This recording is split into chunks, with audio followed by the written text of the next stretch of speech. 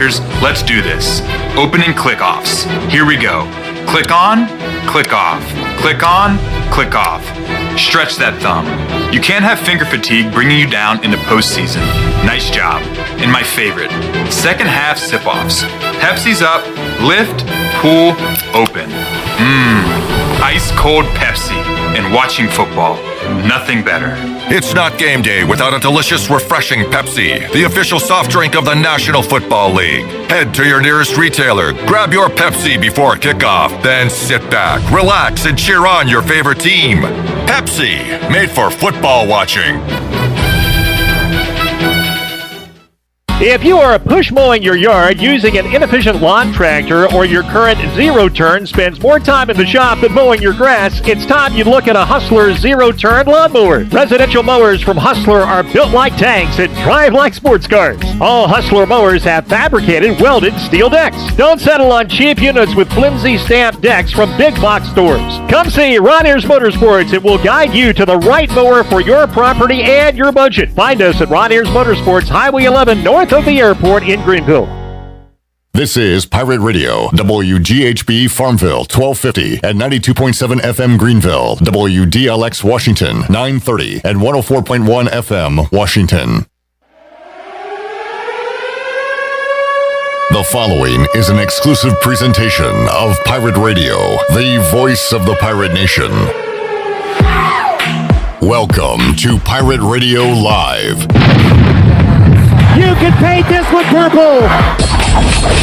Now live from the Pirate Radio studios in the heart of the Pirate Nation, here is your host, Clip Brock.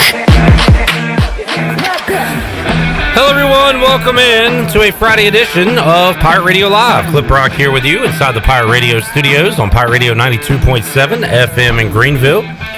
104.1 in Washington. We're on 1250, 930 online, pr927fm.com. And you can watch us on Facebook Live and YouTube Live. Make sure you subscribe on YouTube and check us out Saturday morning, 8 a.m. on the Bud Light pregame tailgate. We'll be with you 4 hours, getting you ready for kickoff and after the game on the U.S. Cellular fifth quarter call-in show. Coming up on today's program, around 4 o'clock, we will talk to former ECU defensive coordinator Rick Smith. He will be back joining us inside the Pirate Radio studios. Got that on the way at 5 o'clock. It's the voice of Dowdy-Ficklin Stadium, Morgan Ehlers, who will be here with us. Got some comments to get to. Got Mike Houston from yesterday and a little bit more from Donnie Kirkpatrick and Blake Harrell from earlier this week, as we'll hear what the coordinators had to say as well. Shirley Rhodes producing today's show, Chandler Honeycutt as well. Shirley, a lot of news at the Shirley Rhodes news desk. You want to get to some of those items real quick before I introduce our first in-studio guest? Yeah, well, I've been kind of busy today, so I know that there was a lot coming down Twitter, but I haven't really been able to follow a lot of it. Do know that Utah-Arizona has been canceled, which makes multiple games now in as far as this weekend. You had Tulsa Navy, Air Force Army, Washington, California, Louisiana Tech, and North Texas. So, and a lot of them have to do with COVID outbreaks within one of the teams. So, a lot of those games canceled for this weekend. And in NFL news, the Falcons and the Dolphins reported positive cases. The Dolphins had assistant coaches that were testing positive, so they have gone into what's called I forgot the name of it, but it's a protocol. Intensive protocol, I think, is what they labeled it as. Operation Aquarium. Yeah, pretty much. Yeah, that's what I would call it. But either anyway, so that's what I've got so far. Like I said, I was kind of busy today, so I didn't get a chance to catch up with all the news. What have you got? Yeah, I mean, now two Pac-12 games down with the addition of Utah and Arizona, and I've read that now that's 10 college football games this week that have been postponed or canceled. So schedule dwindling a bit, but still a lot of football on tap, including ECU and Tulane for Saturday. All right, Tony Dunn is in the house. Hello, Tony. Clip, what's up, my man? Hair looking great. Thank you. I'm a little I don't know, I'm a little nervous today. I feel like there's something in one of these studios that is overshadowing everything. Do you know what that is? Yes. I want to first say happy birthday to Clip. It was this past weekend. What? Well, thank you, but that is not what it is. No. What is it? It's I have no guess because I got something to bring to the table, actually. So. Wow. All right. Well, I'm looking forward to that. Okay. So tell me, please. Chandler's chest hair is... I can't see it. Oh. It's like it's coming out of his shirt. I got the chest garden out today, baby. I like it. I like it. Here. It's a little intimidating, I gotta say. And Chandler won picks last week. I think he's feeling good about it. And that's why I have it out, because I am confident, baby. Yeah, you look like a confident. You're confident that none of us know anything about football. And you're right on that note. Me and Bryce Williams are going fishing after today's show. So is that true? No, it's going to be dark, but it sure looks like it. You can fish in the dark. Yeah, I guess. I don't know. Fishing in the dark. All right, Tony, what do you got going on? Okay, since it was your birthday, man, right? This past weekend. Yeah. When is yours? The 11th. Okay, I know you're in November as well. Yeah, we all a bunch of us old school kids have a bunch of birthdays together. Saw Kelly Parker earlier this week. No way. But nobody cares about that. We'll talk about that off the air. Are we going to have a birthday edition C3 Panthers podcast on Tuesday? Is it on Wednesday? I think my birthday's Wednesday. Oh, I hope. Yes, it is. It is on Wednesday. Yeah, pregame. We'll pregame for my birthday. Got my days mixed up there. But and then celebrate the sports. This afternoon, in honor of my buddy, I whipped up spaghetti and meatballs, homie. Oh! Spaghetti and meatballs and homemade bread for you. Way. Yes. You are the bread maker, too. I see that on social media a lot. I'm telling you. And you're quite the woodworker. Or whatever you do. Paint? Yeah, what do you do? Well, we refinish furniture. Can I look at it? Or Yeah, is it, please. Boom, boom, boom. Unbelievable. Oh, my goodness. Oh, man. Tony, thank you so much, man. You're welcome. Do you want me to put it back in this chair for safekeeping? That smells good. It's like hot, ready to go right now. Yes. I'm wearing a white shirt, so it's perfect. Perfect. I can't wait to go home and get that all over this shirt. Just like I don't think you're going to be able to wait that long. I think you're going to have to like dip into it at a break or right after the show. I was thinking about in my car, like the how often do you, if you pick up food, do you eat something out of the bag in the car? It's got to be 98% of the time for me. I'm getting a fry. I'm getting certainly a fry or something like that. Like a mini car meal, like depending on the place you go. Like, yeah, you got to get a nugget for the way home. Exactly. Yeah, one of those deals. I got you. Oh, when we come back from the next break, expect there to be spaghetti sauce all over his shirt, all over his face. My face. Yeah. So. Oh, yeah, Redbeard with the Austin Powers breaking out the chest hair. Chandler's rocking it today, and for good reason. He is winning the picks.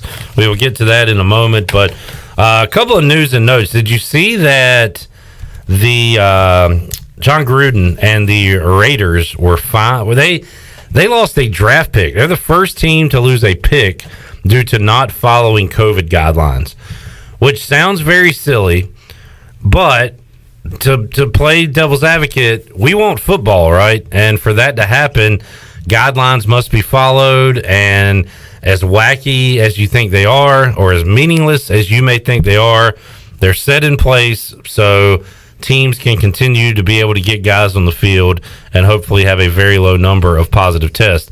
Anyway. What was the draft pick? A 6th rounder. Ooh. Yeah, so I mean, not harsh maybe, but you know, you don't want to lose a pick. What were they doing specifically? Does it say? So they had a player out, Trent Brown, I believe, and I will read. They were fined. John Gruden had a pretty hefty fine, $500,000. Well, that was the Raiders themselves. Coach John Gruden got fined $150,000. Let's see. This goes to their COVID protocol related to Trent Brown's positive test. It was due to the Raiders being a repeat offender in terms of failing to meet COVID-19 protocols. I guess that Gruden has been hit earlier already this season by not wearing a mask on the sideline. Yeah. So I guess they just want teams to take this as serious as possible. And they have shown today or yesterday that if you don't, they will take a pick from you. Which, again, is pretty harsh. Did the Titans get a pick taken from them when they had those issues? I don't think so. I think there was an investigation done, and they found that the Titans attempted to do everything right, I guess. So I don't think they lost a pick. Another team, the Steelers, were fined, I believe, and Mike Tomlin today due to COVID stuff. So we just want games. We got a game last night somehow in, Tony, and there were no 49ers left to play, and it showed. Finally what? The 49ers. That it showed? Yeah, right. I mean, they had been winning for 2 weeks, but then they came back. Yeah. Last night, Packers 34, Niners 17. Rodgers, 305 yards, 4 touchdowns. Devontae Adams, 10 for 173 and a touchdown. I thought it was going to read 10 catches for 306 yards and 5 touchdowns based on how often he's targeted. He gets like every pass, it feels like. He's amazing. And it is frustrating, too, when like you have that star receiver, but he gets bracketed and doesn't get touches and everything. Other teams know Adams is going to get the ball. And they do this every week. Yeah, can't stop him. Well, because what's the guy? I always get his name right. Marquez Valdez. You always get his name right? That's wrong. Good. I can't even get my... MVS. He can't catch the football to save his life. He's terrible. So I admittedly did not watch any of this game last night. I turned it on at halftime. My wife was not interested in watching football. We were hanging out. So she went to bed, and I turned it on at halftime, and it was like 35-3, and I said, well, I'm just going to watch something else. I'm done. I got you. Checked in. I watched a weird movie last night. What was it? The Platform on Netflix. Oh, I've seen that, dude. That is nuts. It's crazy. It really sticks with you. It really makes that spaghetti and meatballs look really delicious. It makes You're me realize at the top floor. I don't need a fork. I'm just going to go hands and get my pillow, get on the floor, and eat it. That is a weird movie, folks. Check it out. Steve said they fined the Raiders. What a burglary. A total burglary by the NFL to do that. What a burglary. A burglary. Burglary. Speaking of bad fifth quarter calls, we had Criminal. one guy from Oklahoma called in. Bad? Last week. Wow.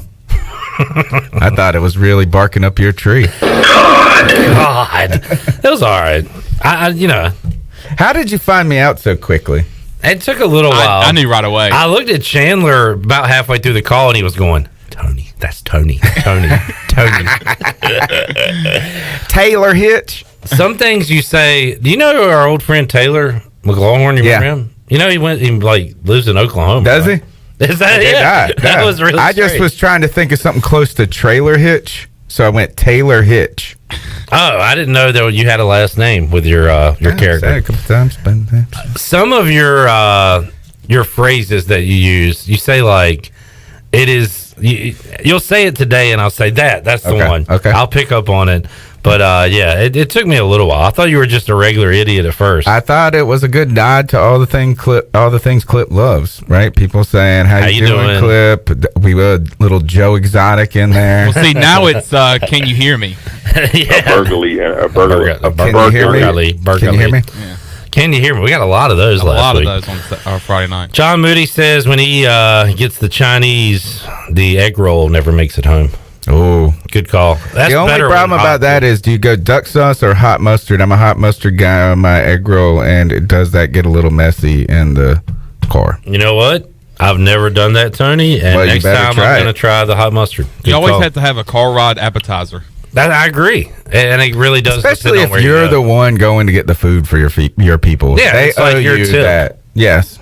I just try not to dive into their bag too much. Yeah. But that happens sometimes too. I always tell my kids, they say, stop eating my french fries. I said, I got you a large just so I could eat a couple of french fries. There you go. Steve says Chandler is sporting the chest rug today. Looking good over there, Chandler. He does look like a pro fisherman. Yeah, he's got the gear. He's geared up. All right, Panthers 3-5 after losing to the Falcons. Nothing to talk about. Nothing? Not really. At all? I mean, I don't know. At first, it's a kind of a blur at this point. It's been so long. I know. It was. We're far removed from it. It's been a while. Been a while. On to Kansas City. Exactly kind of what happened, what we said on the program last Thursday did ultimately happen, is problems with the defense that, you're going against Matt Ryan, you're going against Julio, you're going against Calvin Ridley. Julio was unguardable, right? That first drive was a nightmare. Still no Russell Douglas. Not that like we should be overly excited that would have changed the game, but so much. is really you're just at. I think one of the things that continues to show itself, and this has been a big kind of sore point for Teddy Bridgewater stands, is that it's hard for him to play from behind. And, is that once you get ahead and you can basically a defense just keeps everything in front of them. And when you got to score points in a hurry, that's difficult. And when you're not running the ball effectively, that becomes even more difficult. So we've seen the recipe for the Panthers to have success.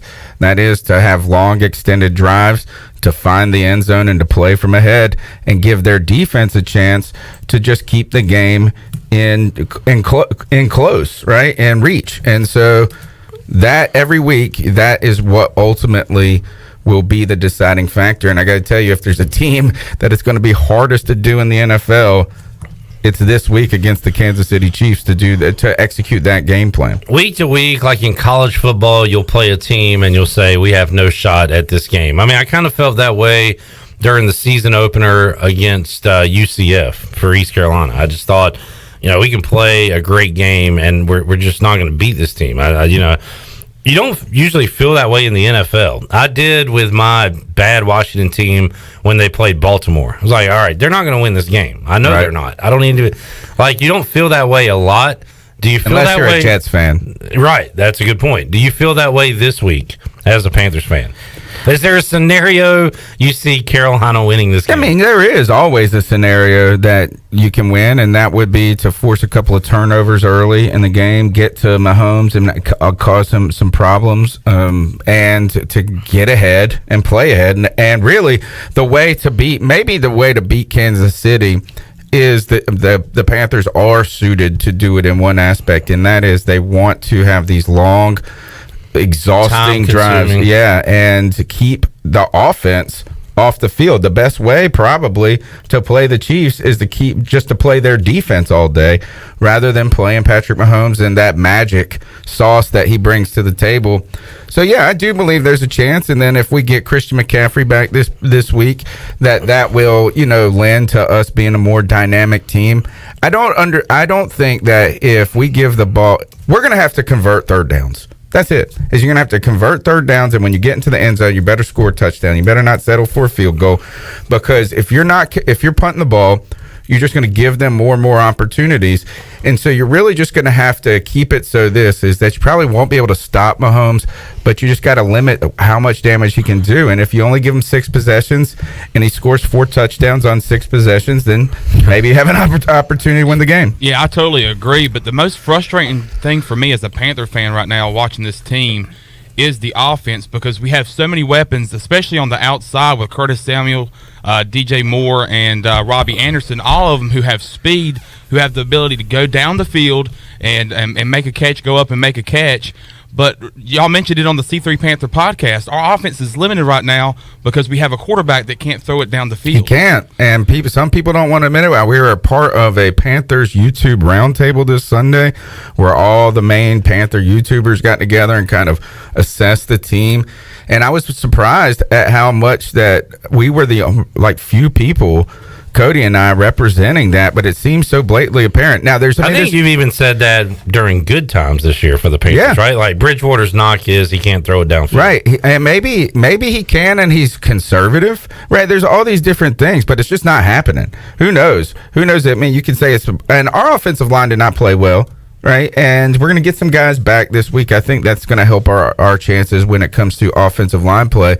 But there's a couple of things that go into this. The line might not be given protection for Teddy to go downfield long enough, or those routes to develop. Teddy could just be conservative, right? He might just not like taking that shot unless he thinks it's truly just wide open, like that one against DJ Moore a couple of weeks ago, or he can't do it. And it might be a little bit of all three.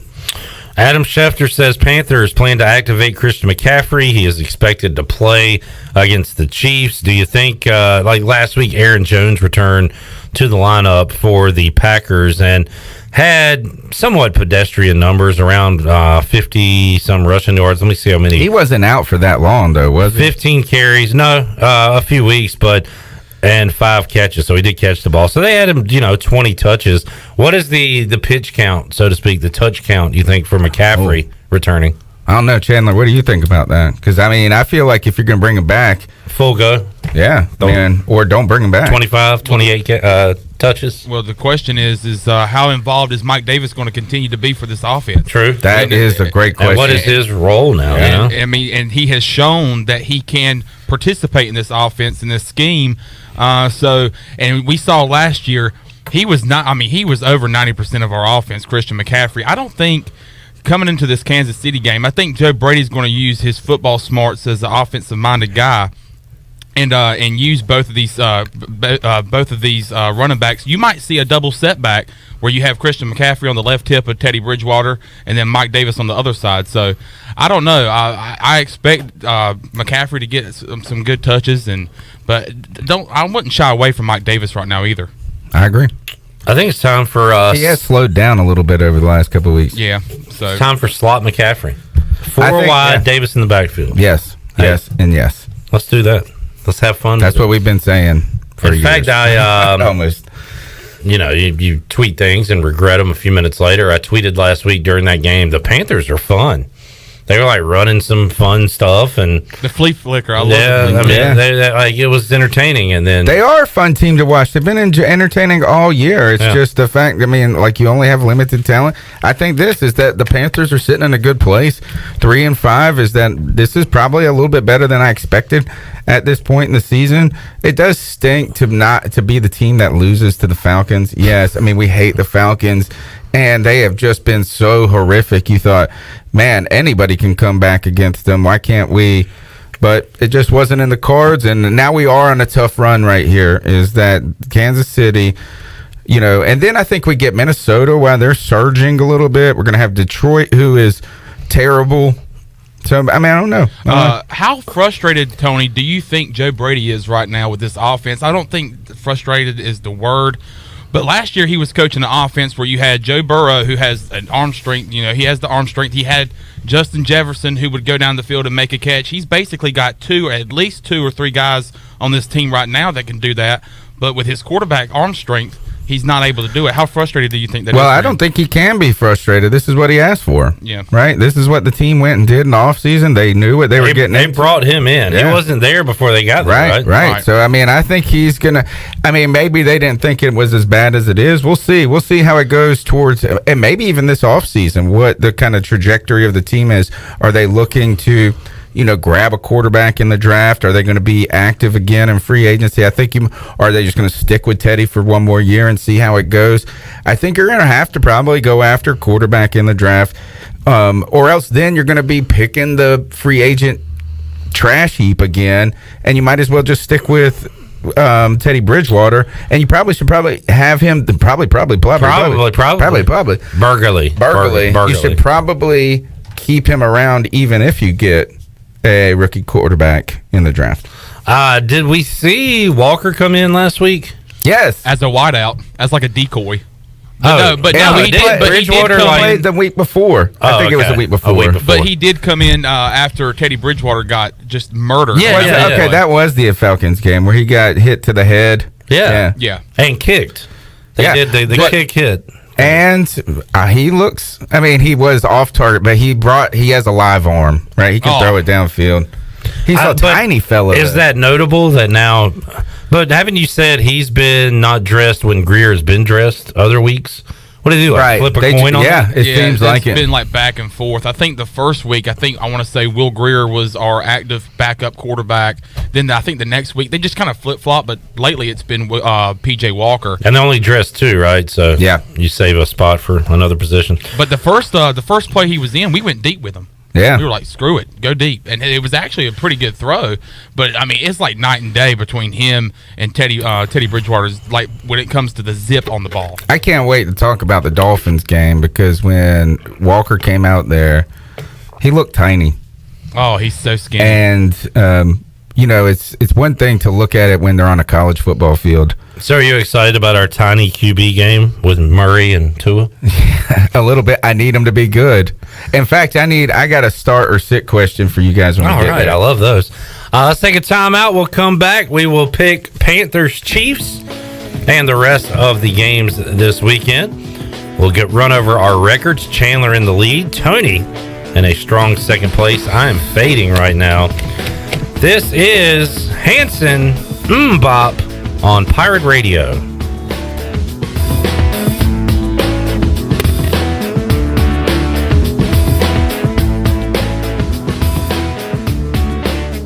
PR927FM.com is the Pirate Nation's home to stream Pirate Radio live or archived anytime. Steve Ellis, he's the cornerbacks coach at East Carolina. It's almost like you're not cheating, you're not trying, but it's not cheating, but you've got to get every edge as a corner, don't you? You're going to have to. Like I said, now it's really good quarterbacks in the league that can pinpoint passes for those receivers. And the great thing about us is every day at practice, we get a chance to go against Holton and CJ and Sneed. And I would say my best coaching tool is going against those guys every day. PR927FM.com, the voice of the Pirate Nation. Your CBD store in Greenville has the highest quality CBD products in the country. Your CBD store is the first and only brand that carries USDA certified organic products such as gummies, honey sticks, and high absorption water soluble liquids, which are all made in the United States. They even offer products for your pet. The educated staff will help you answer any questions, and you can stop in anytime to get a free sample. Your CBD store, locally owned and operated, open Monday through Saturday 10 to 6, right beside Duck Donuts in Greenville. Enjoy the warm air circulating moments after you turn up the heat. Precise control of cooking temperatures. Enough hot water on demand for everyone's shower. The instant glow of warmth when you turn on your fireplace or fire pit. Never having to change a gas tank on your outdoor grill. Experience the affordable luxury of natural gas. Find out more at GUC.com. You don't need a big meeting. You don't need a birthday. You don't need any excuse at all. You just need to love subs. Times 12. Order the Jersey Mike's catering box today. Jersey Mike's. Be a sub above. Love Jersey Mike's subs? Love them times 12 with our new catering box. Packed full of a dozen individually wrapped subs. They're yours for the sharing. Jersey Mike's. Be a sub above. The busiest travel days of the year will soon be here. What better way to arrive at Grandma's house, or any house, than in a beautiful new vehicle? Phelps Chevrolet in Greenville. The new models are a feast for the eyes, and as comfortable as mashed potatoes and apple pie. And comfortable is the way you feel each and every time you visit our dealership. Come in and get you one. Phelps Chevrolet in Greenville. Come in and see our holiday savings. You'll drive home satisfied. It's time to get back in the saddle with Rocking Horse Ranch. Join us Saturday, November 14th for an evening filled with games and prizes to support the reopening of the Rocking Horse Ranch Therapeutic Riding Program. Rocking Horse Ranch provides a fun and unique therapy program to our special needs, cancer, and veterans community. The horses miss their favorite students and can't wait to see them again soon. And Rocking Horse cannot do this without you. Join us November 14th to get back in the saddle or visit rhrnc.com for more information. Great food, great atmosphere, and great service is Ottavola Market Cafe. Ottavola is simply a restaurant that focuses on that, being a great restaurant. There's something for everyone at Ottavola. The menu offers a variety of great choices like pastas, pizzas, sandwiches, soups, salads, and seasonal rotating selections. Lunch or dinner, Ottavola is always the right call. Call ahead and get Ottavola to go, or stop by the bar for a drink with friends. It's simple. Come and eat at Ottavola Market Cafe, Red Banks Road next to Food Lion, and OttavolaMarket.com. Ottavola, pirates supporting pirates. This is Brandon Tate with Firstborn Food Distribution, and coming up on Saturday, November 21st, we're going to feed 5,000 people. We need two things. One, we need you to help volunteer and help deliver this food. Two, we need your money. It costs over $16,000 to do this, and we need you to step up to the plate with your wallets and your time. To donate or volunteer, please visit PR927FM.com and click on our ad. Firstborn Food Distribution. Come feed your neighbors. This is former ECU baseball player and mayor of Greenville, PJ Connolly, and you're listening to Pirate Radio, the voice of Pirate Nation.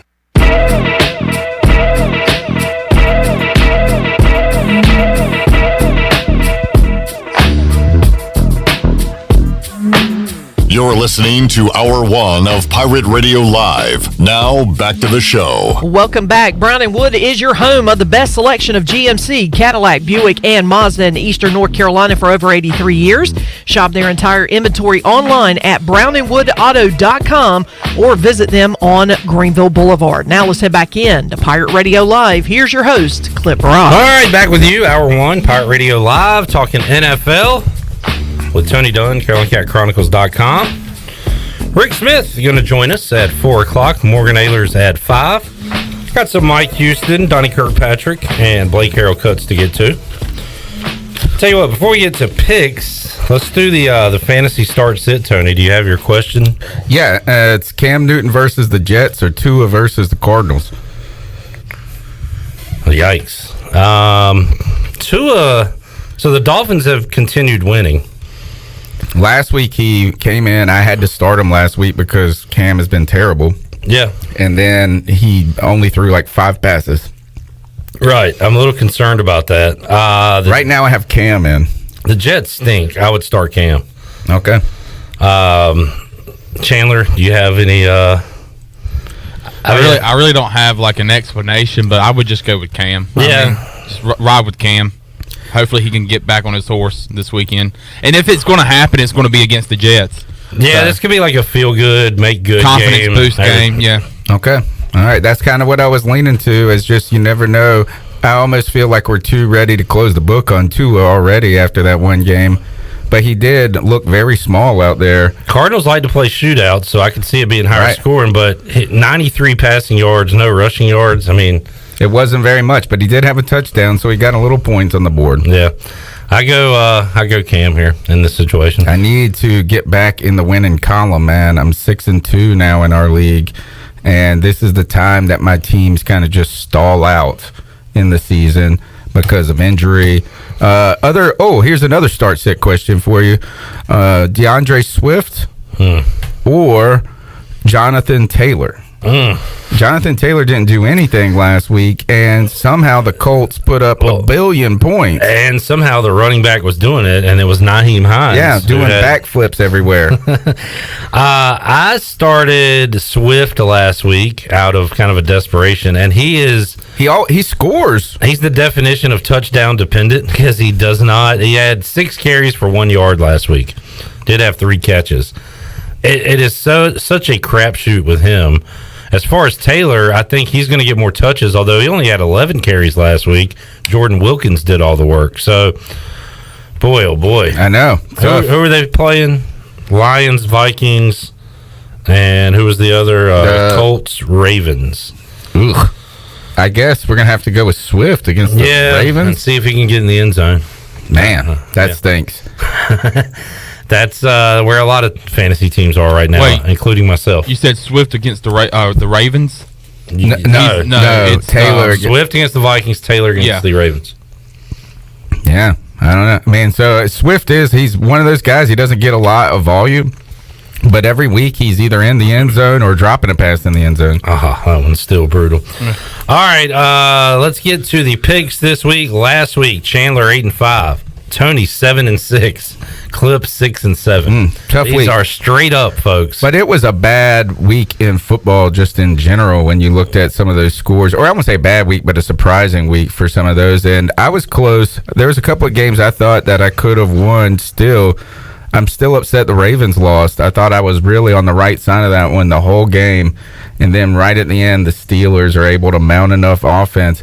And got to be a little disappointed. And I'm disappointed more in Baltimore's defense against the Steelers than I am in who's the quarterback for the Ravens again? Help me out. Lamar Jackson. And he put it he put it right on the money at the end. They kind of got screwed over, I feel like, in that bang play in the end zone right at the end of the game. Could have been a pass interference. So, this was the quintessential NFL week, and that is every team has a chance to win, and it's a coin flip half the time. I predict we're going to have struggling records again this week because there are a lot of games that could go either way. Broncos, Falcons, Seahawks, Bills. I think Bears, Titans could be put into that category. Ravens, Colts, Lions, Vikings, Giants, Washington, Texans, Jags, Raiders, Chargers. I think all these games are toss-ups. And a lot of my losses, I don't feel bad about a lot of them. In some way, like Tennessee let us all down. Yeah. We all missed that one. And the Broncos with the big comeback against who they play last week? The Chargers. Yep.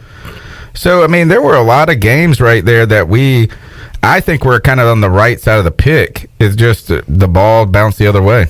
Yeah, I was on the Browns last week. Good on you guys for going Road Raiders. And I picked the Dolphins. How about that? Yes, you did. You were on the right side of history on that one.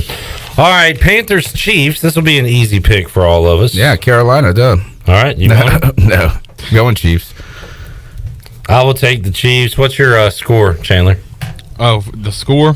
I think we lose by at least maybe 10 points. 35-17. It's like 10.5, I think Wager McGee said yesterday. The thing is that our defense continues to struggle on third down, and this is a team that you don't want to struggle on third down against. This is a team that you want to get off the field, or as Blake Harrell would say, put the ball down and move on. But if you keep Patrick Mahomes and that offense on the field, it's going to be a long day for you, and I think the third down defense is going to continue to struggle on Sunday, so I think it's going to be a long day for the Panthers. Yeah, 10.5 line. How do you guys do against tight ends normally? Not good. All right, against tight ends? Yeah.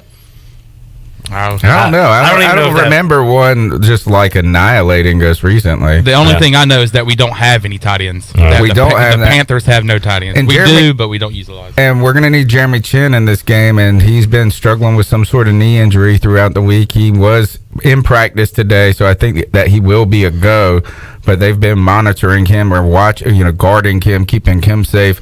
I don't think that this game is a complete and total blowout, but I do think the Chiefs probably win by 10, somewhere in the 30-20 or 27-17 range. Redbeard is bringing something to the table here, Tony. Says if the Jets beat Cam, can we ban his name Friday on Pirate Radio when Tony's here? I mean, if you'd like. I'm going to say yes. I mean, how do we not talk about it, though? We'll say the New England quarterback. QB1. You just can't say his name. If the Jets beat the Patriots this week, I think we'll be talking about Stidham. It's true. Yeah. Why talk about the backup quarterback for the Patriots? All right, Redbeard, you're on. My score, by the way, for the Panthers game, I'm going to go 35-24 Chiefs. Okay. So, with a late touchdown by the Panthers to barely make it 24. Covering if it's 10.5. Yeah. Correct. Did somebody say the Titans secondary was terrible? It was me. Okay. But they went and got some help. Chad says they went traded, didn't they? Our secondary is not terrible! ! Jonathan Joseph is terrible, and that's why they cut him. And Malcolm Butler is not good traded either. for Desmond King! ! Yeah, I was going to get to when we got to the Bears Titans pick, but who did they lose to last week? The Bengals. The Bengals.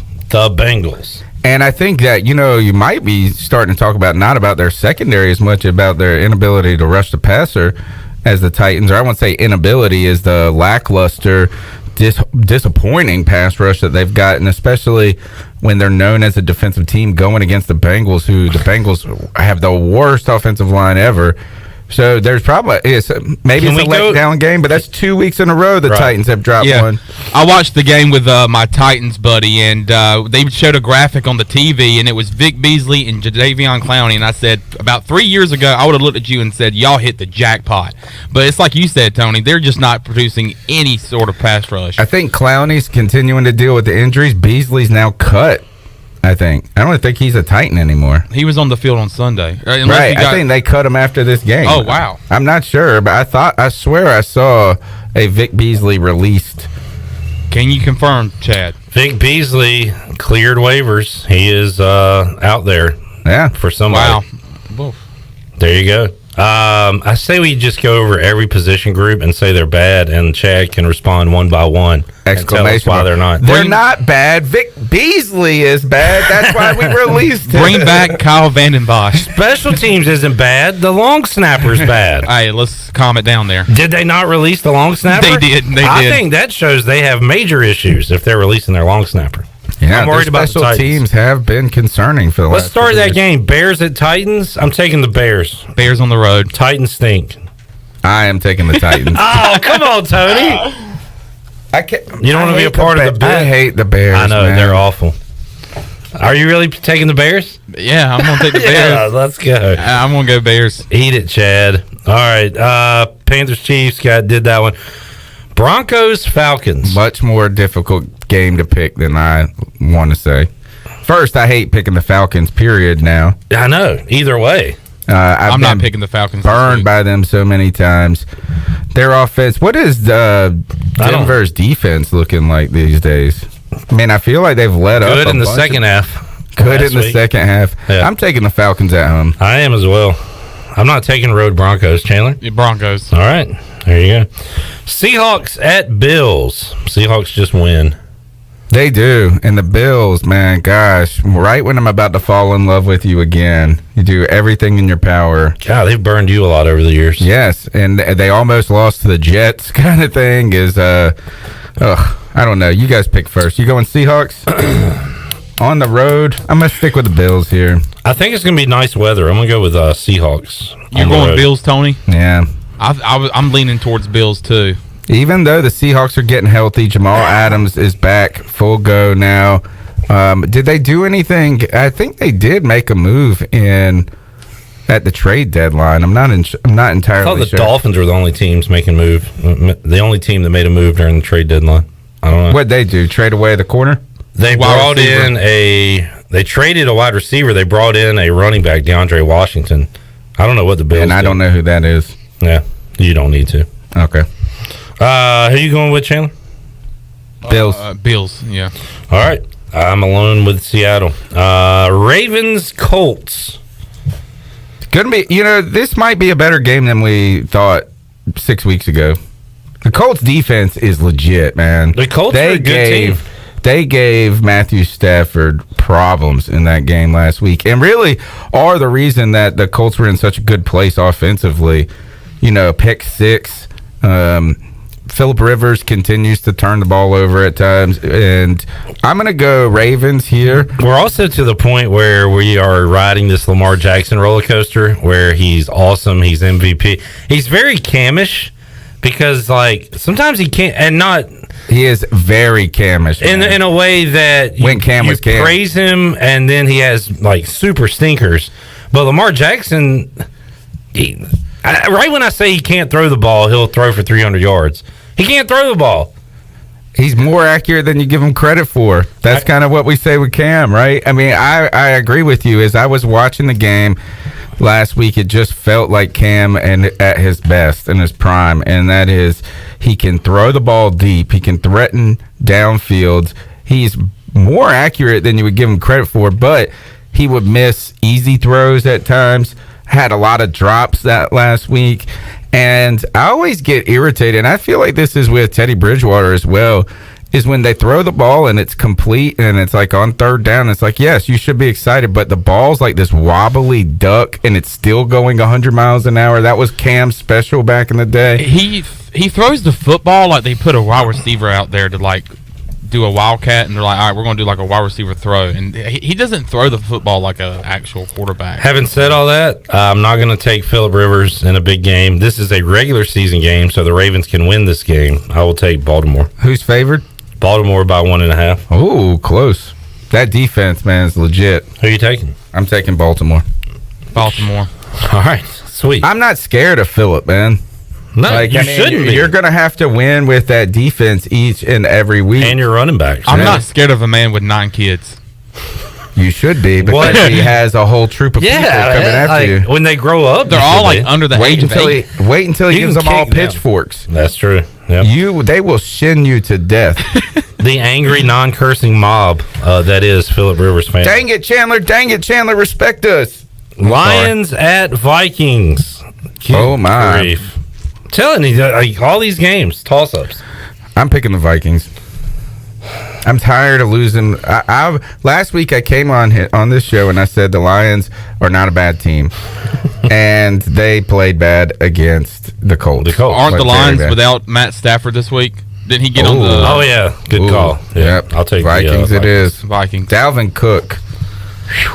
Did Did it by himself pretty much against the Packers. That was a big win for Minnesota. All right, let's take a timeout. We'll come back. Giants at Washington. Yes, we just had this game a few weeks ago. It was so good, we got to run it back. We'll pick that one and the rest of the NFL slate with Tony Dunn and Chandler Honeycutt back with you after this.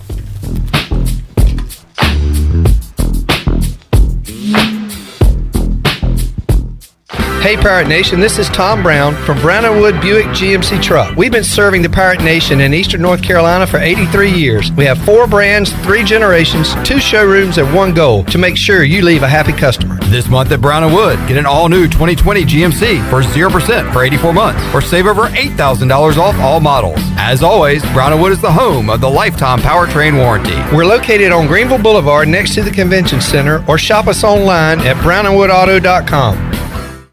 The best place in Greenville to unwind and have fun is AJ McMurphy's. AJ's is open every day with great food and great drink specials. During the week, stop by for open mic, music on the patio, or sports trivia with me, Clip Rock. The weekends are made for football. Watch every game in college on Saturday, and every Sunday is fun day with the NFL ticket. Follow AJ's on Facebook, Instagram, and Snapchat to see their features menu and weekly lineup. AJ McMurphy's, Turnberry Square at Bells Fork, and online at ajmcmurphys.com.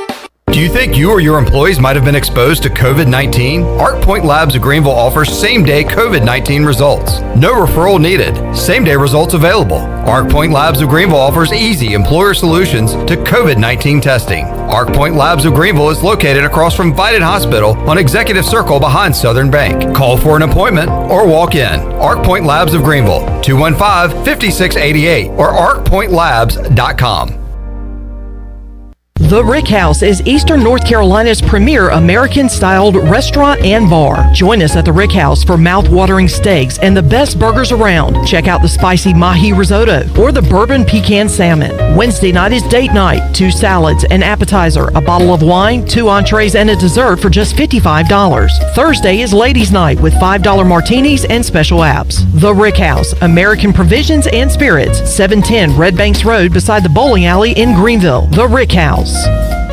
With rates being historically low, now is the best time to buy or refinance your home. This is Talbot Green with Angel Oak Home Loans. Now is the time to take advantage of the opportunity to buy more home or refinance your current mortgage. The combination of our local team's experience and Angel Oak's wide offerings of products from standard conventional, government, and portfolio loans has something for most financial situations. For more information, call Talbot Green, Joanne Weir, or Wanda Hager at 751-2060. NMLS 1719250 and 685-842.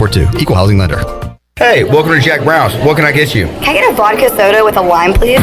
No liquor, just beer. We have beer out the wazoo. And we don't even know what a wazoo is. IPAs, sours, gozas, wheats, stouts, porters, you name it, we got it. Drink 100 beers and join the Notch Club. Don't be a nerd. Ask about the Notch Club. Yeah, we've got the best craft beer in Greenville. Awesome. I'll take a pack to us light. You got it, on the way. Jack Brown's Beer and Burger Joint, located at 805 Dickinson Avenue, right in the heart of Uptown Greenville.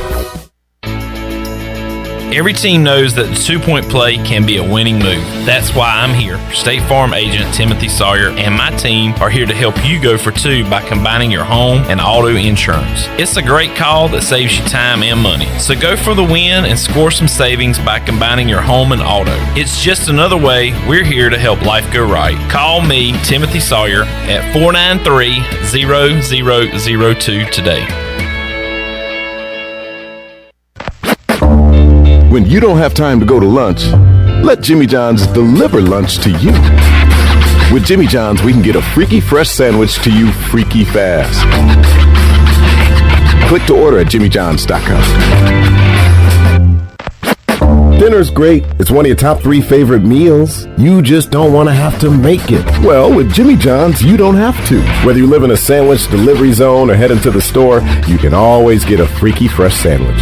Click to order at jimmyjohns.com. This is Coach Donnie Kirkpatrick, Offense Coordinator for ECU Football, and you're listening to Pirate Radio, the voice of the Pirate Nation.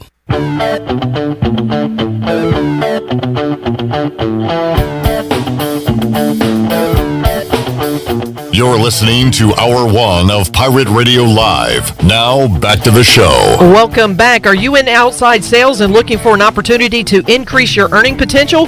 CopyPro has been in Eastern North Carolina for over 45 years and continues to grow each year, and they are in need of more sales professionals with a desire to potentially make a six-figure income. Do you have what it takes? Visit copypro.net today to submit your resume and to learn more. And now let's head back in to Pirate Radio Live. Here's your host, Clip Rock. All right, back with you on Pirate Radio Live, hour number 1. You got a few minutes left to go in this hour, and then we'll turn it over to Rick Smith at 4 o'clock, Morgan Ehlers at 5, talk some Pirates and Green Wave. Tony, well, obviously you stayed up for the screw job, and you gave us some of your real thoughts on your faux phone call in the 5th quarter, but has the team you've been rooting for ever been screwed like ECU was the other night? The Panthers have plenty of times. Oh, boy. Yeah, I mean, but that one is, and sometimes we've been beneficiaries of that too in the past when it comes to, I remember on Monday Night Football, I think it was a Monday Night Football where the Panthers played the Patriots and they picked that flag up. At the end of the game? At the end of the game when the Luke Kuechly, and it was it a hold? Was it a PI?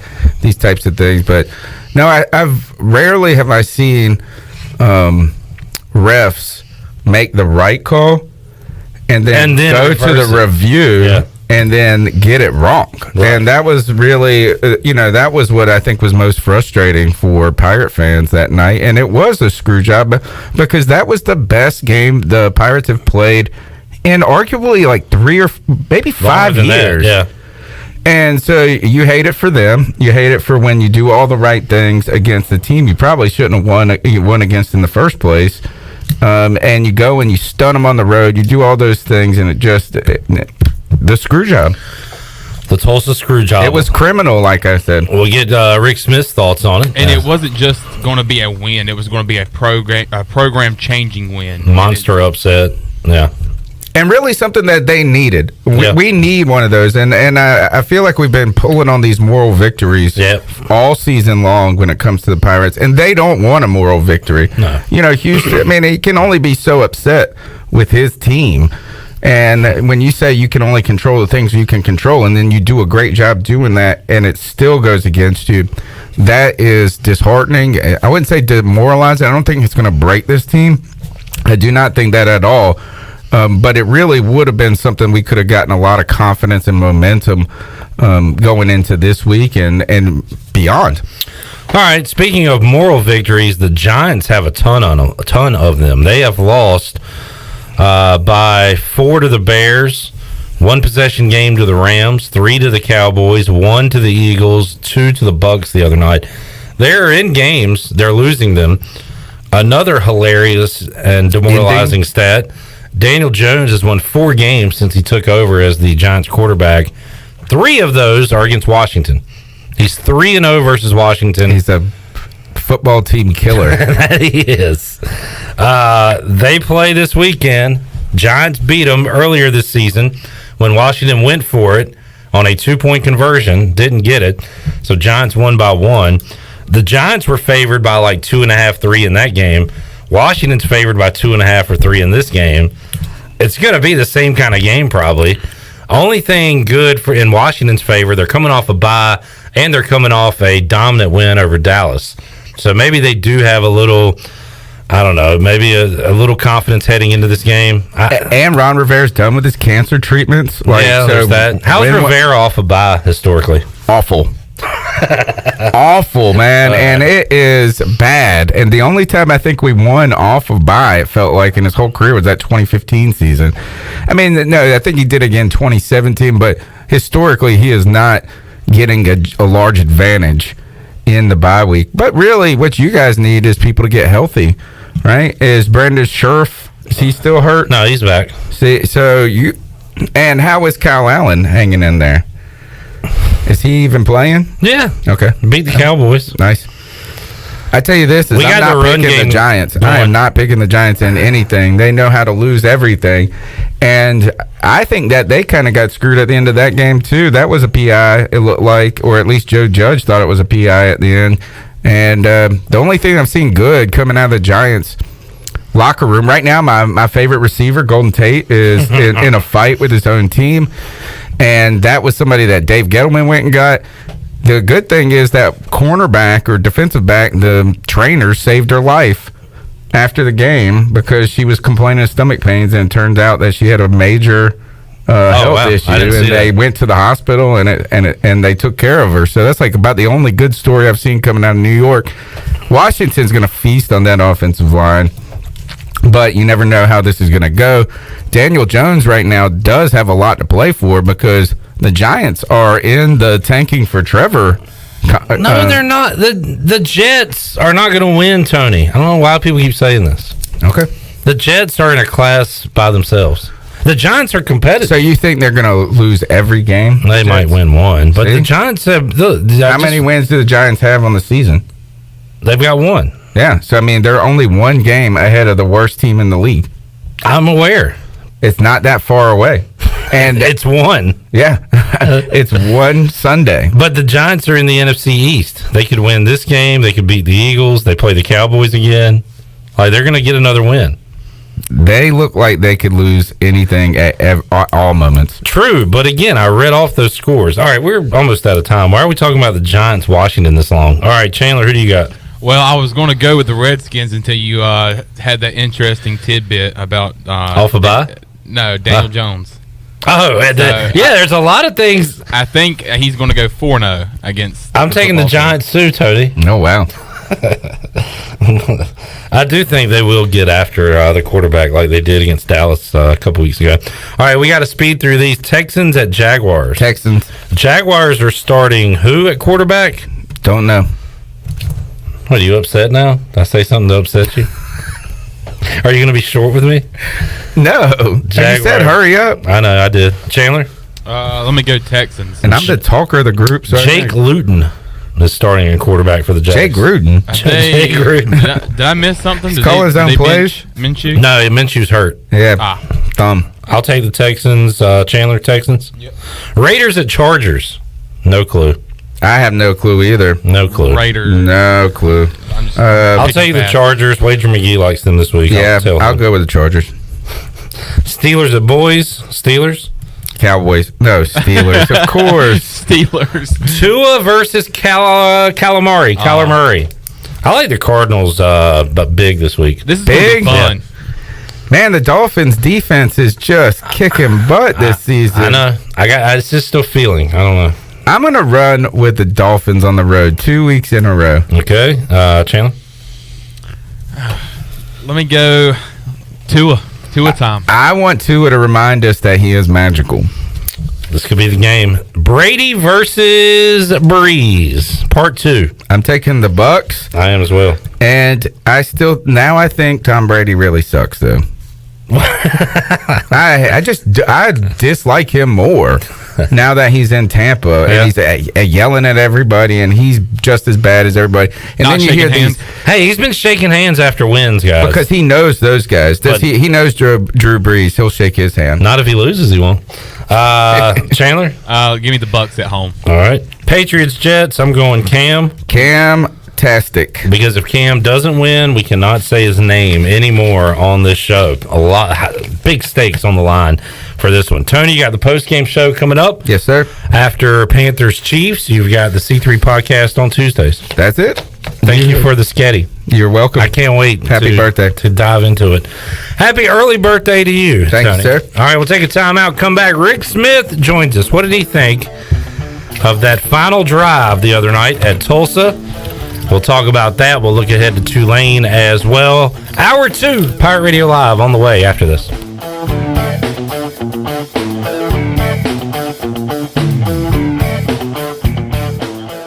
Get your ice cold Bud Light Seltzer here. Even though you can't go to the game, doesn't mean the game can't be brought to you now here. Just go to budlight.com/delivery.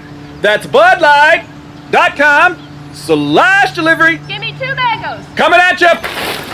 It's a little short. Ow. Sorry. You know what? I'm just going to walk them over to you. Whenever there's a game to watch, there's a Bud Light there. Enjoy responsibly. Anheuser-Busch, Bud Light Beer, and Bud Light Seltzer, IRC Beer in Texas, St. Louis, Missouri. You've seen it on TV, and now you can experience it for yourself. Introducing the Warrior Zone, Greenville's first and ever only Ninja Warrior training facility. This is John from the Warrior Zone, where community, fun, and fitness collide. We offer weekly ninja training classes, memberships, one-on-one coaching, competition teams, and open gym. Not a ninja? No problem. We work with everyone and want people to feel encouraged when they leave Warrior Zone. Make your life better with Ninja Fun at the Warrior Zone. Old Tall Road, next to Plant and Sea at warriorzone.ninja. Hey Pirate fans, this is Cliff Godwin. Baseball is back at Clark LeClaire Stadium. We will be hosting several youth camps over the next couple months. All camps will be at Clark LeClaire Stadium, and all camps are open to participants between the ages of 7 and 13. Make sure to check out our camp website at cliffgodwinbaseballcamp.com for all camp details and registration information. And of course, go Pirates! 2020 certainly hasn't been the year many of us were hoping for, but one thing has stayed the same. I'm Tim Sutton with Greenville Auto World, and our commitment to our customers has never wavered. Let Greenville Auto World show you how easy it is to buy a quality used car in Greenville. We believe in fair prices, superior service, and treating customers right leads to satisfied repeat buyers. Your vehicle is a big investment, and our customers trust us to keep them up and running with outstanding service and value. For Greenville Auto World, cross some Hardee's at Bell's Fork. Hi, this is Jeff Charles, and welcome inside the booth. A big question, will the fans come back? I'll have some thoughts after this. This football season, prepare your taste buds for the most iconic sports watching drink of all time, Pepsi. Designed to power even the most passionate of armchair quarterbacks, Pepsi has everything you need to start strong, keep you in the zone, and recover from those triumphant wins. Before I was just your average football fan, but thanks to Pepsi, I'm a football watching MVP. Nothing can stop me from cheering my team on to victory or overreacting when the ref makes a bad call. What do you mean he wasn't in? That looks like 2 feet to me. With refreshing deliciousness specially formulated to keep your eye on the ball and mouth-watering fizziness to help you power through game day, Pepsi is the premier football watching beverage. I used to care when Mike cheered so hard he spilled nacho cheese on my carpet or wiped buffalo sauce on my new couch. But thanks to Pepsi, I'm so in the zone, even Mike can't ruin my football party. See? Don't even care. So this football season, make Pepsi your go-to game day drink because it's the only drink made for football watching. Pepsi, that's what I like. The pandemic will end at some point. We just don't know when. Life is not going to be like this forever, although it is going to change. It's tough watching all these football games played in empty stadiums. My fear is people are finding other things to do. I have said for years, way before COVID-19, that we are going to kill the goose who laid the golden egg. Ridiculous coaching salaries and contracts, money paid to inflated athletic department staffs, millions spent on facilities, people holding the purse strings were spending money like drunken sailors. It all had to end at some point. And like always, the consumer had to pay. But does the consumer still want to pay? The internet is a great thing. There are no secrets anymore. People know what the deal is. Will they continue to support sports enterprises? My guess is yes, but only at some level. COVID has changed everything, including the way we look at sports. Come on back again next time, and we'll visit Inside the Booth. This is Pirate Radio, WGHB Farmville, W224EI Greenville, WDLX Washington, and W281CH Washington.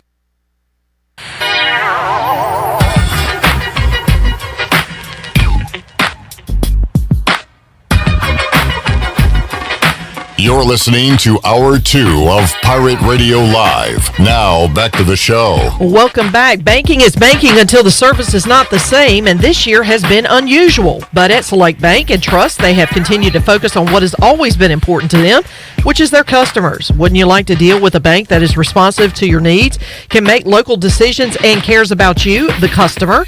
Well, try Select Bank and Trust. Bank local, bank select. Now let's head back into Pirate Radio Live. Here's your host, Clip Brock. All right, Hour 2 of Pirate Radio Live here on a Friday. It'll be Game Day Saturday coming up tomorrow. We'll be with you 8 a.m. on the Bud Light pregame tailgate. And after the game on the U.S. Sailor 5th quarter call-in show, we'll be joined on that show by Coach Rick Smith, and he joins us right now inside the Pirate Radio studios. Coach, good to see you again. Welcome back. Good to see you. Always good to come by. And we got a lot to talk about with you today because we have not heard your thoughts on what happened at the end of the ECU Tulsa game. We'll also dive into Tulane, but let's go ahead and start there, Coach. And for the listeners who have heard about it and talked about it all week, sorry, we're going to recap it one more time. To go over the sequence of events, you had a fourth down play. ECU breaks up a pass. Warren Saba plays over. ECU celebrating, and then the flag comes in about 30 yards downfield. Pass interference. Next play, you had the fumble. Pirates recover. ECU ball. They go to the review booth. They overturn it, and Tulsa gets to keep the ball. A little bit later, another fourth down. Guy makes a catch. They review it. Ball looks like it might be on the ground. They call it a catch. Tulsa scores. Tulsa wins. That sequence of events, Coach, what were you thinking? What did you see on those plays? From all my years of experience, I'm fixing to make somebody mad. What's our record? What was our record going into that game? 1-4, right? 1-3. 1-3. Yeah. What was their record? They were something in 1. 3-1, 3-1. Who's got a chance to go to a bowl game if they win that game and keep going? The team with the better record in that case. Yeah. I coached for 40, 50 years, and I'm telling you, I've been in those games where I was on the losing. My team that I was on didn't have a great record, and I was playing somebody that was undefeated. We didn't get a call. We got screwed, and that's what happened to us. Is that plain enough? That is pretty cut and dry there. You think the Pirates got screwed? You think the team that was supposed to win got the calls and won the game? You said you've been on both sides, though, right? Yeah, I've been on both sides of that. When you're the better team, you've gotten the benefit of some 50-50 calls. When I was at Alabama, we got all the calls. When I was at Kentucky, we got none of them. Yeah. It's just the way it is. And we're talking years and years ago. In fact, you were telling me you would go to these referee conventions, right? These meetings. Yeah. And what did a younger Rick Smith ask the refs? Well, I was 36 years old. I was the coach. Every head coach gives one coach the responsibility of being the liaison to their conference officials, and I was the liaison. And I just, I went to the meeting, and every official in the league's there, and usually one coach from every staff. And I just stood up at the beginning of the meeting. I just want to know why, if you don't have a great record, how come you don't get a call when you're playing somebody that's undefeated? And they all looked at me like, I can't believe he asked that. What are you talking about? And did they give you a response? Well, I was at Tulane at the time, and it was going into our first year, and I had just came from, I can't remember where was I at? Maybe I was at Kentucky, and I said, when I was at Kentucky, we never got a call because we weren't very good. But, years later, I go to Alabama, and we're really good, and the other team's the one that got all the bad calls, and we got all the breaks because we were Alabama, and we were always, we were undefeated, and they wanted to make sure that we went to a great bowl. I mean, that's just, I don't know if it's on purpose or it just happens that way, but it in all the years I've coached, and you people out there watching games, just try to watch the game and see who gets the questionable calls, the team that's winning in the league or the team that's not. I don't think you need to tell Pirate fans that. Over the years, we've experienced that quite a bit. Jeff Charles told me years and years ago, Clip, if we ever are playing an SEC team and the Pirates break a 25, 30-yard run, don't celebrate. There's going to be a flag thrown, and it's coming back. He said that's the way it is. That is the way it is. And it's tough to take. And you want a fair shot, especially when you play the way the defense did in the first half and to force those turnovers, and you think you're ready to celebrate a huge road win at that point, Coach, and instead you got to go right back out on the field and play the next down. Well, Coach Houston said it, he just felt for the kids. I like too that he said he told the kids we got screwed rather than saying, hey, you lost the game, don't complain, whatever. He said, look, life's not fair. We got screwed there, boys. We did. And I say we because I love East Carolina and I want them to win every game, and I watch every game, and I honestly felt like that we got screwed.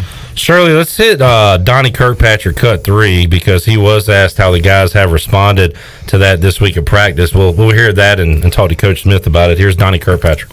Yeah, I mean, if we'd been an airplane pilot or something, I guess we'd have been done after that one. That somebody had shot us down or something out there, you wouldn't get to go again. So thank goodness we're not in that profession, I guess.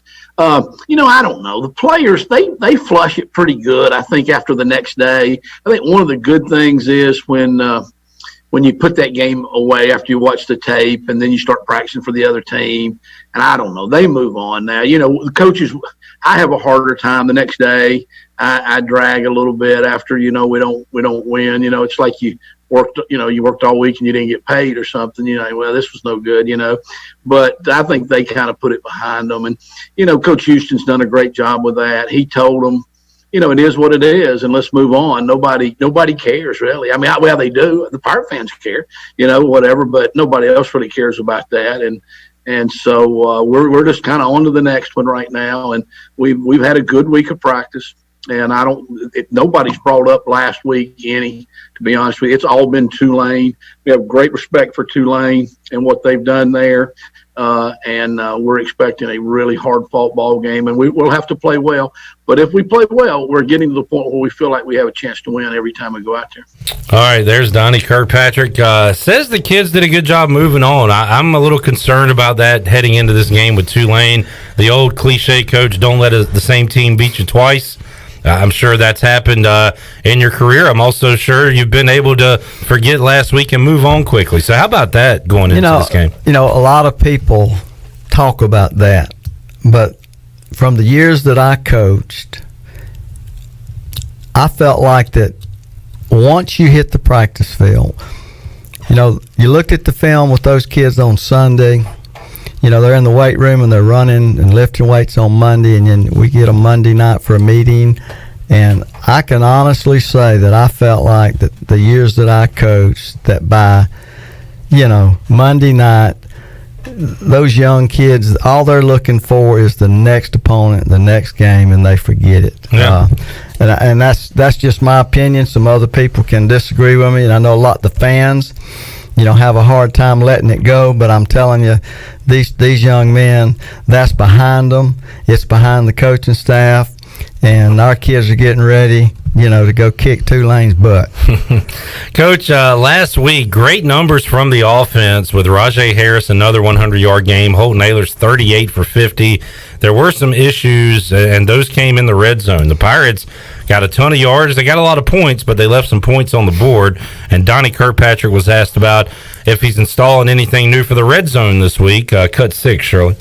Yeah, you always have a couple of things, I think, each week, that you do. And every week we've done that. And you don't get too far away from what you do, though, either. The thing is, there's some of those things down there. So, you need the ball in the right hash, because you got a left-handed quarterback, or you need the ball here, for certain plays because you don't have much room down there and you have to be really precise. And then they give you some different looks, down there. Teams do. Usually they're a little more blitz, a little more pressure, but they don't have to cover you very far. You can't run by anybody, so they can really get up on you. So there are certain things that work down there, certain things that are out of your playbook or your play sheet, when you're down there. You always try to have a few surprises. The game is turned into you better have a lot of 2-point plays. Because the game's so aggressive right now and because of the overtime rules. And then you better have some fourth down calls too, because you're going to go for it. We've scored twice, I think, on fourth down in the last couple of weeks. So, we're going for a little bit more on fourth down this year. I think it's paid dividends for us. We just got to hold on to the ball and score a few more points. So, because I think we're good enough to do that. Couple of fumbles in the first quarter, a couple of missed opportunities to score a touchdown in the red zone. Pirates could have had even a better day offensively. Coach, what did you think of the offensive performance the other night? Well, I thought it was okay, but not. This is something that I used. These are the 12 things that I think an offense has to do to win. The first one's just to win. And then the second was outplay our opponent's offense, which we didn't do that. They had more they were better on third down. Third down hurt us. When third down, you need to average around 60% on third down. We were only 40%. That killed us. We only converted 6 of 15 third downs. That hurt us. Every week you got to go on there thinking you're not going to turn the ball over. Well, we turned it over 3 times again for the second or third week in a row. And we did score points after we got a turnover, and our defense is doing a great job. Our defense is getting 3 turnovers every week just about, so we made that goal. Score a touchdown when you start inside the 10. We didn't get a chance to do that one because we didn't get the ball there. Success on fourth down. We made that. We were 1 of 1 on fourth down. Got a touchdown, yeah. When it says have at least one 12-play drive where you score, we didn't do that one, but we had an 11-play drive where we scored. Score points when start a drive on the plus 49 or closer. We did that. We had a 42-yard touchdown drive. We made 5 of the 11 goals. Which isn't good enough to win. Yeah. So. Yeah, and it's something that the fumbles are an issue. In fact, Shirley, Mike Houston 3. Let's hear that one. Rajay Harris 3 straight 100-yard games, but it's the second or third time this year he has fumbled fighting for more yards, and we'll discuss that. Here's what Mike Houston said about that. Yeah, I mean, defenders are going after the ball a lot more at this level than they did at the high school level, so it's part of being a freshman. He's a kid that's very competitive, takes a lot of pride in his play, and so he's worked very hard on just doing a great job with his ball security when he gets in traffic. And I really feel like he'll continue to improve with that. All right, Coach, how do you tell a guy to fight, don't give up on a play, but also don't give up the football? How do you handle that? Well, I've never been a head coach in college, but I was a head coach in high school at 2 different schools. And I had a young man that fumbled a couple of times. And I told him, if you fumble again, you'll never carry the ball again. And guess what? He fumbled again, and he never carried the ball again. They got to do now. Harris is just a freshman. Yeah. You can't do that in college. He's a great player, and I know the kid doesn't want to fumble. And I know right now they're doing 1 million drills. Sure, they're working on it. You've been at practice. They are working on it.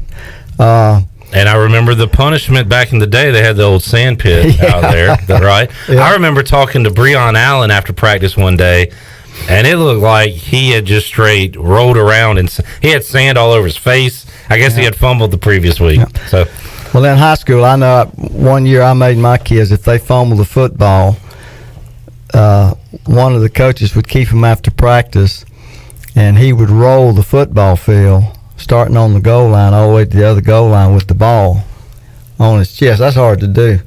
Good grief. It didn't help. So what do you do about well, obviously you say don't fumble the football, but do you like when a guy is getting, are those 3 or 4 extra yards important enough to keep the play going rather than just going down? You know what I'm saying? When you're caught up like that, because that's how he's fumbled a couple times this year. I just think he's going to grow out of it. Yeah. And you just keep working on ball security. 4 points of pressure. Fingertips around the front tip of the ball, up under the bicep, clamping down with the chest, and you just 4 points of pressure, and And I noticed last week a couple of times when he got hit, and I know Donnie's telling him that, to where he bent over and wrapped the ball up with both hands. So, that'll help some too. And, I'd keep giving it to him, and hopefully he'll quit fumbling. But he's a great player. He's a good kid, and we need him. And I want to see him continue to fight for more yards. Now, when the receiver, Omatosho, does it, and he had the ball stripped, he can go down, right? I mean, he's a tall, skinny receiver. Yeah. You go down. Yeah, let him go down, because he may get hurt. We want Raji to keep on carrying the football. I tell you what, let's take a timeout. We'll come back. We'll talk about more on the Pirates' defense from last week. We'll look ahead to Tulane and their offense. They're putting up some points this year. We'll talk about the Green Wave and the Pirates more with Coach Rick Smith when we return after this.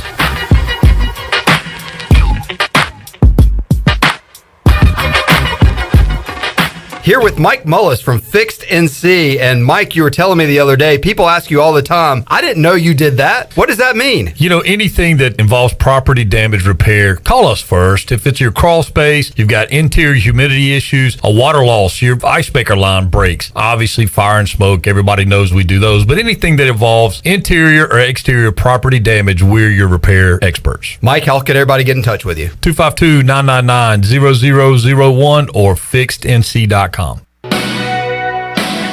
Hey Pirate Nation, this is former ECU tight end Bryce Williams from my friends at the Auto Store Group. If you're in the market for a quality used vehicle, then the Auto Store Group is for you. The Auto Store Group has 3 locations and over 150 quality used vehicles to choose from for all budgets. Shop their entire inventory today at theautostoregroup.com. The Auto Store Group, your hometown store and Pirate owned and operated for over 38 years. Go Pirates! You know, texting while driving is dangerous. That's not new information.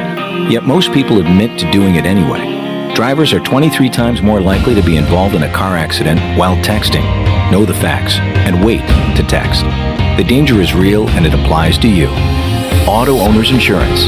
The no problem people. Information provided by Virginia Tech Transportation Institute. This is Norm Bryant with Town Insurance in Greenville. Call me today at 756-8300. Go Pirates. Hey, Pirate fans, it's another home game week for ECU football, and UBE wants to get you ready, whether you're going to the game or tailgating at home. They'll be open this Saturday from 9 a.m. to 5 p.m. and special Sunday hours this weekend from 10 a.m. to 3 p.m. Come in the store this Saturday or Sunday, and with any $50 purchase, you get a free ECU bar cap. But once again, that's just this Saturday and Sunday, and in-store purchases only. UBE, serving the Pirate Nation for over 50 years. Hi, this is Scott Muller with Clean Eats. Carol and I would like to personally thank all of you for supporting Clean Eats so well through these tough times. We are blessed to have such a great community helping us weather the storm. If you're having trouble consistently eating healthy, go to cleaneats.com and click on meal plans and give our tasty and affordable meals a try. Or stop by the cafe for lunch and let us show you just how simple and easy it is to get started and stay on track. Clean Eats, it's a lifestyle. 805 Red Banks Road, Arlington Village. Let us help you get back to business. This is Donald Stocks and Justin Judge of PIP of Eastern North Carolina. We're ready to assist your business with branded PPE. Would you like face masks with your logo? We can do that. Plus custom social distancing signage. Now is the time to ramp up your marketing efforts. Whether it's cutting edge, contactless, touchless marketing, or traditional direct mail, we can do it all. We are PIP of Eastern North Carolina. Hidden phone trade-ins, hidden plan requirements, hidden catches. You won't find them at US Cellular because we speak fair. Plus, when you switch right now, you can get the latest phones free. Upgrade to fair. Upgrade to US Cellular. Requires new postpaid service plan, new line port in, credit approval, qualified smartphone purchase, and comes via monthly bill credit on a 30-month RIC. Taxes, fees, and additional terms apply. This is Brandon Tate, owner and operator of Atlantic Wireless, an authorized agent for US Cellular since 1997. Visit atlanticwireless.com to find the store near you. We go beyond the call. It's the most wonderful time of the year. That's right. It's the most wonderful time of the year to get your car washed at the Shine Factory in Greenville. Now through the end of the year, the Shine Factory is offering their unlimited Lava Factor car wash for only $20 per month or the Manager Special Wash for only $25 per month. Simply pay one low price and wash all month, anytime, with free high-powered vacuums. Plus, don't forget to pick up some gift cards for your family and friends. The Shine Factory is open daily from 7 a.m. until 9 p.m. on Memorial Drive across from Lowe's. Hi, this is Brian Meador from East Carolina Athletics. You're listening to Pirate Radio, the voice of the Pirate Nation.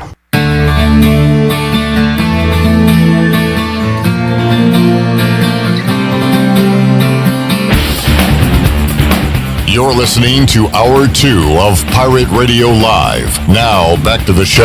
Well, welcome back. Medicare is not one size fits all, but which plan is right for you? Denise Walker is a licensed insurance agent here in Greenville and can help you find a plan offering low to no monthly premiums, prescription drug coverage, and a wide range of additional benefits like dental, hearing, vision, and more. Call Denise today at 434-531-5674 to get a no-cost, no-obligation Medicare benefits review. Now let's head back in to Pirate Radio Live. Here's your host, Clip Brock. All right, thank you, Shirley Rhodes. Chandler Honeycutt, video production today. Coach Rick Smith joining me here inside the Pirate Radio studios.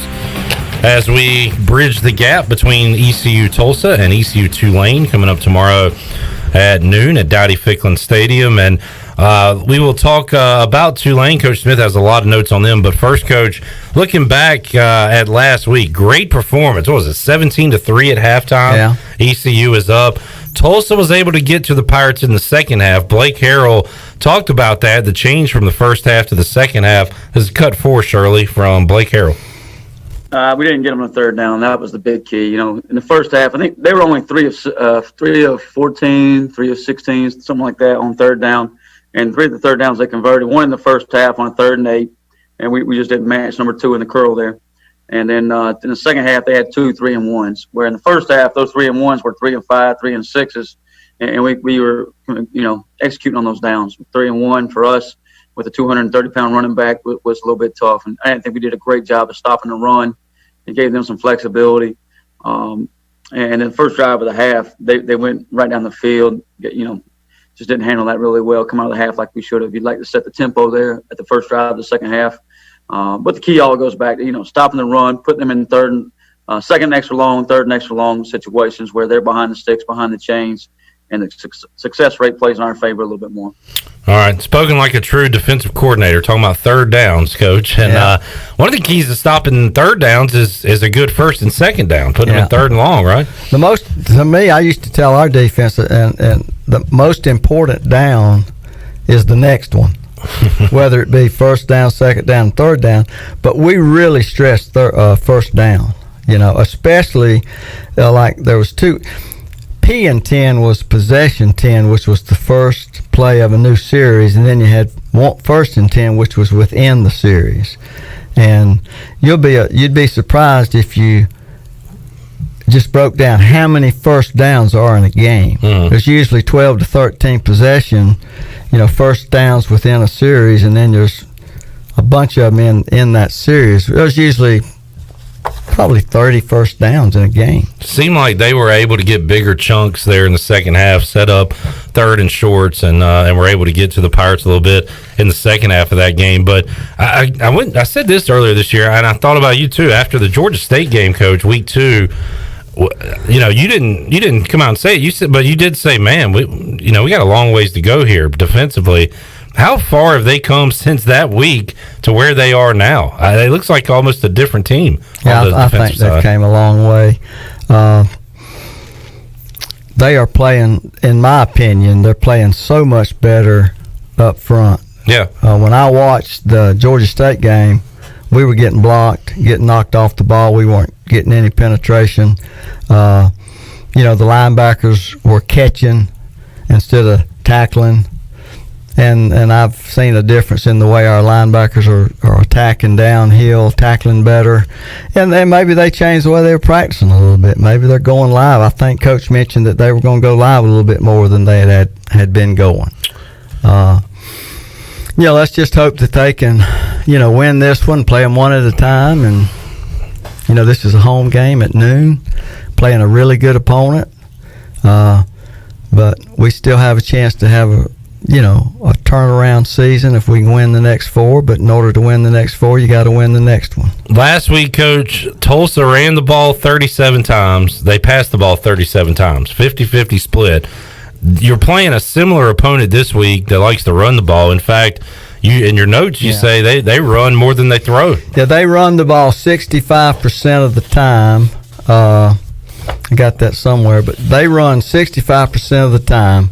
They're averaging, 65% of the time. If they're averaging 70 plays a game, they're 45 runs a game, 5 yards per carry. They're averaging, and 25 passes, and they're only completing 47% of their passes. So that tells you why they're running the ball more. I think they want to run with Willie Fritz, and also they have a freshman quarterback. So there's multiple reasons they're running the football. And that's kind of Willie, and he's got some pretty big. His offensive line the average for his O-line is 6'4.5", 300 pounds, and they are older kids. He's got 2 graduates, which are 6 years they've been in the program. He's got 2 seniors, and both of them are 5-year seniors. He's got 4 juniors, and they're 4 or 5 year guys. He's only got 2 sophomores and one freshman, and the freshman's the quarterback, thank goodness. Yeah, that's right. But they are very experienced on offense. They're number 79, the left tackle, 6'6", 295. The right tackle, y'all need to pay attention to him, number 65. He's only 6'7", 305. Man, it's a power forward. And this team is kicking themselves, Coach, because their record should be even better than what it is now. If you remember, they were up on Navy 24-0 at halftime and lost 27-24. Here's something I've said about this team this week, Coach Smith. They lost that game. They responded by putting up 1 million points against Southern Miss, coming back with a win. Then they played that tough 3-game stretch there, Houston, SMU, UCF, and that's 3 straight losses, but they bounced back with a big win. So that tells me they're mentally tough, right? Yeah, I mean, you score 66 on Southern Miss, and they're terrible this year. I mean, their coach quit after one game. They're on their third coach, I believe. Third coach, but they lose to Houston by 18. They lose by 3 to SMU, and then they lose 17 to Central Florida. But then they came back and beat a good Temple team, 38-3, beat them by 35 points. They still have a chance. They're 3-4 right now. If they can win, 3 more ball games out of the next 4, they get to go to a bowl game. Yeah, they're playing for a lot right now as they head into Dowdy-Ficklen Stadium, and they have had the Pirates number. How about we're talking about turning the corner this week, Coach, and you need a real win, not a moral victory, not a we should have won but we got screwed.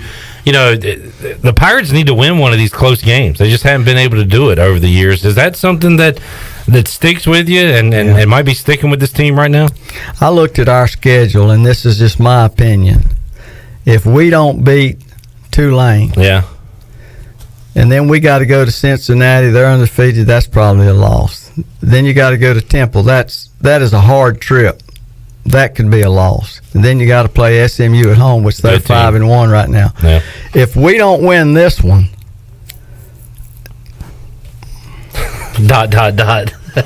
Okay, I think I know how that sentence is finished.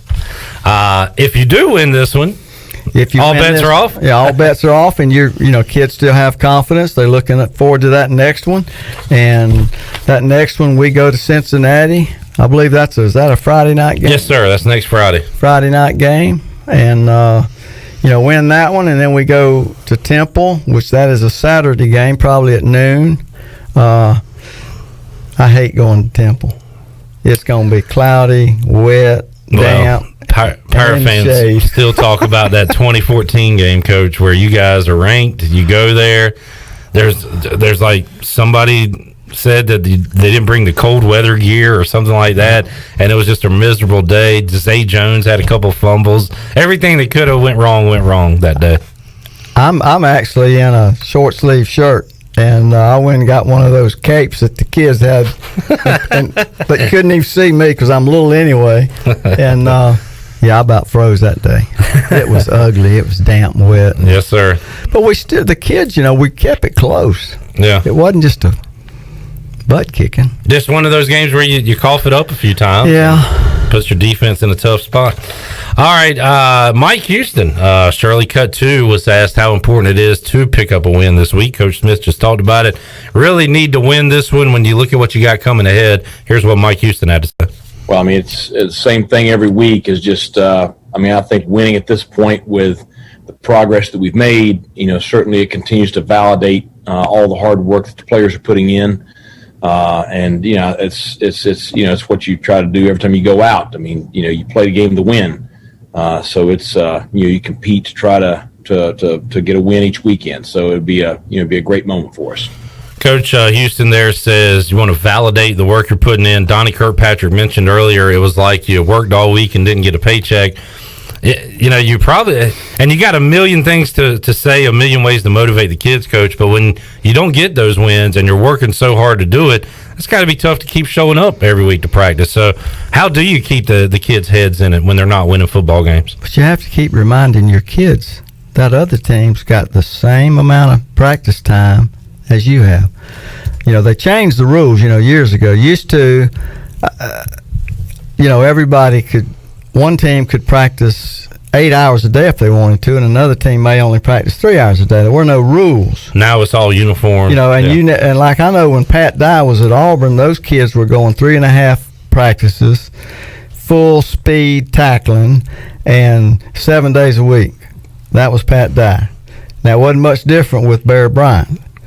Now, all that's changed. Now everybody has the same rules, and you know, you got to really take advantage of those rules. And you say if you don't work today, you're going to get your butt kicked even worse by this team on Saturday. You know, most teams are shorts, helmets on Sunday for, you know, maybe an hour and 50 minutes on the field. And that's kind of just to throw the ball around. Mondays they're off. They look at film if they want to, and then Tuesday you got a pass practice. Wednesday a shells practice. Thursday you're in shorts. Walk through Friday. I mean, during the season you're not killing them. One thing Mike Houston's talked about, and Donnie Kirkpatrick mentioned it earlier this week, was the game prep, including the walkthroughs and things like that, and how he has noticed they've been going better and everybody's more attentive. And he used the word maturing. Let's hear that, Shirley. Cut one from Donnie Kirkpatrick talking about the game prep getting better each week. Yeah, I really have. You know, I think what it is, it's a maturing process of the guys learning how to stay on task throughout the week. There was a little bit of at the beginning, and I think last year, just kind of after Wednesday's practice, okay, you know, hay's in the barn, work's done, you know, tomorrow's a helmet practice, Friday's a travel day or a walkthrough, you know, there's some meetings and stuff like that. And there's a lot of things that really get cleaned up, you know, after the hard physical practices on Tuesday and Wednesday, that I think now they're just starting to understand that those mental preparations and those last few walkthroughs are where you eliminate so many of the mistakes and where you start to learn the game plan. And amazingly, they're just now starting, I think, the last couple of weeks to realize that we kind of call the first couple of plays, you know, in those walkthroughs, because then you kind of know, you know, how you're going to orchestrate the first part of the script. You know, on Tuesday and Wednesday, you're still just running plays for the most part and trying to learn how to block those fronts or how to attack those coverages. And there's no order to it necessarily, or it's in segments of this is just third down, this is first down, you know, this is red zone even. But then in the Thursday and Friday walkthroughs, I mean, we're like doing the script. Like, this is going to be the first play of the game, you know, and this is going to be the first third down call, and this is going to be the first play when we get to the. So it's really valuable when they start to understand that and get comfortable with that, and that just now are those walkthroughs starting to really start, I think, to show that they've matured, and it's showing on the field, I think. And this is year 2. You know, Mike Houston hasn't been here a full 2 years, so guys are still getting used to his program, the way he runs things. Coach, I got to imagine when you were here with Skip Holtz and you're in year 3, year 4, everybody knows exactly what to do, how you want it done.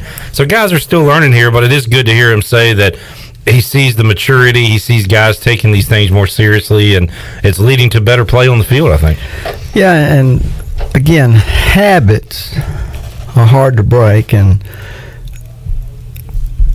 the 3 years before Coach Houston got here were bad, you know, and our young men are still fighting those habits that they developed, that, you know, those 3 years, and you know, you think about the first game of the year versus the way we're playing. Like we've mentioned earlier in the show, the first 2 weeks of the season, and then you look at the last 2 weeks we've played, I mean, it's like a different bunch of guys. It is. You're right. And hopefully we see a strong performance against Tulane on Saturday. We'll talk more about that game, get Donnie Kirkpatrick's thoughts on Tulane's defense, Blake Harrell's thoughts on their offense, and also what Coach Smith thinks happens on Saturday. Got that and more on the way on Pirate Radio Live here on a Friday. Back with you after this.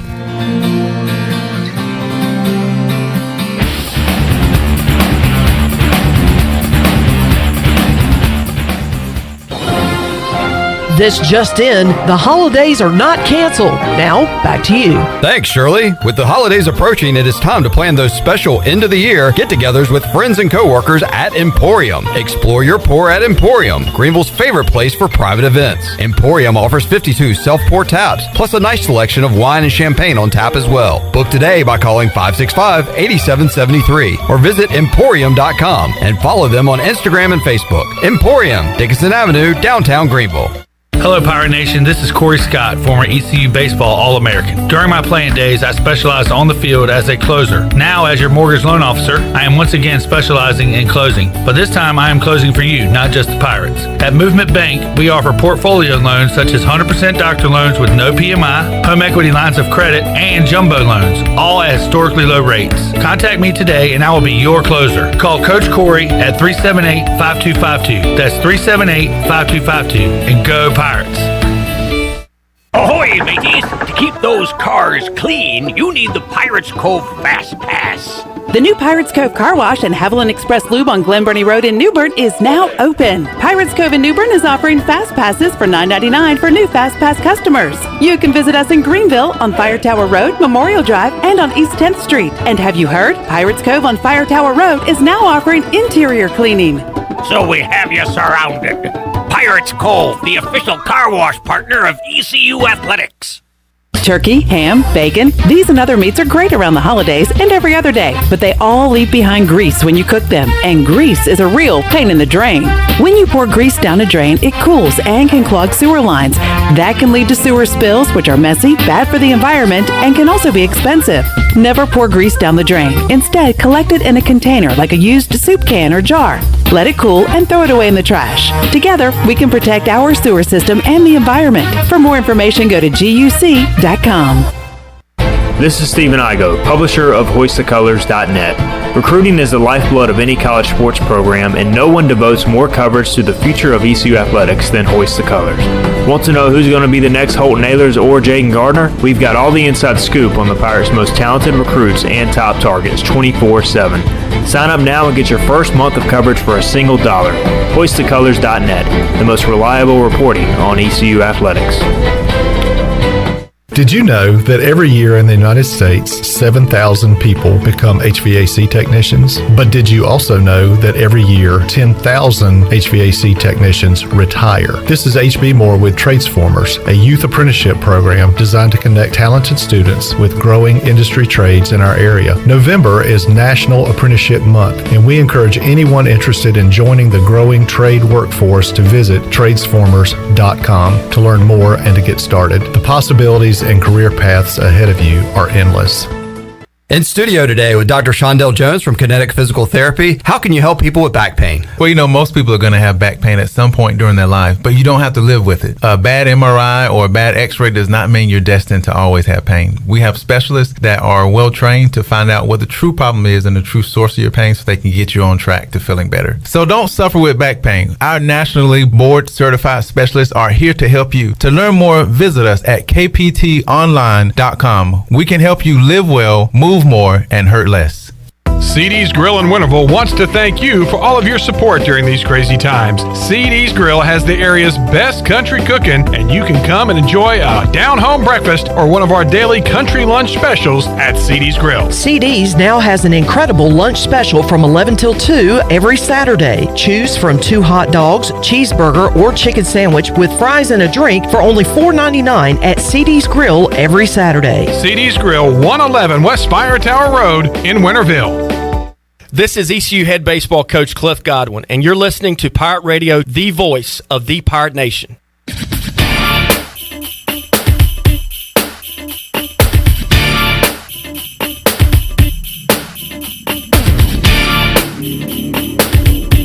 You're listening to Hour 2 of Pirate Radio Live. Now, back to the show. PRL this afternoon is brought to you by Bud Light, who reminds Pirate fans to always stay in the game and drink responsibly. Bud Light, the official beer of the ECU Pirates, and proudly distributed by Carolina Eagle Distributing since 1989. Now let's head back into Pirate Radio Live. Here's your host, Clip Brock. All right, thank you, Shirley Rhodes. Welcome back into the program. Clip Brock here with you, Chandler Honeycutt, video production, Rick Smith in the Pirate Radio studios. Got Morgan Ahlers joining me at 5 o'clock as we'll continue to talk Pirates and Green Wave. And I'll tell you what, let's hear what Donnie Kirkpatrick had to say about the matchup with Tulane, and we'll get Coach Smith's thoughts on our offense versus their defense. Here's Donnie Kirkpatrick, cut 4, show. Well, I think we do. I think we match up well. Now, the one thing is we haven't played them, and to be honest with you, I haven't played any of these kids, so it's been a long time since I played Tulane. And I know that Holton was telling me about, they played down there and some stuff. So, I mean, he's played against a couple of these kids. So sometimes film's a little deceiving. You're not 100% sure. Once you played a team, then I know this guy, well, I know he's legitimately that fast or that tall, or this is how he plays.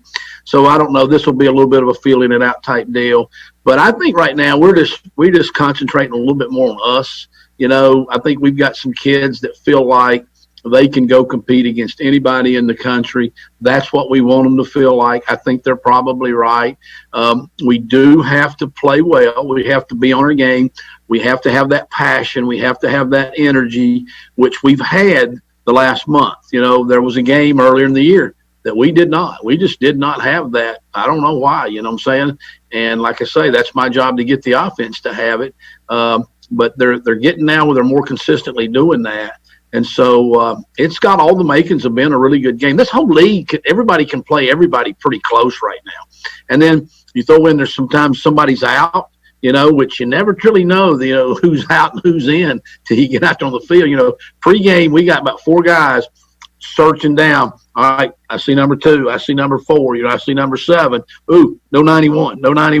So you're looking like he may be out because there's injury, and then there's this other mystery thing out there a little bit too that's getting some people. So, and nobody tells you about that. You know what I'm saying? Because you can't watch on film and say, "Oh, dude looks like he's got a temperature or something." Maybe maybe he's got some signs of something. You can see a guy when he gets injured. You go, "Oh, you know what? He didn't play in the 4th quarter. Remember, in the 3rd quarter, he got hit and he kind of limped or something." So there's a lot of stuff there that you just don't know. But defensive, they got 8 starters back from last year's team, so they've got some experience.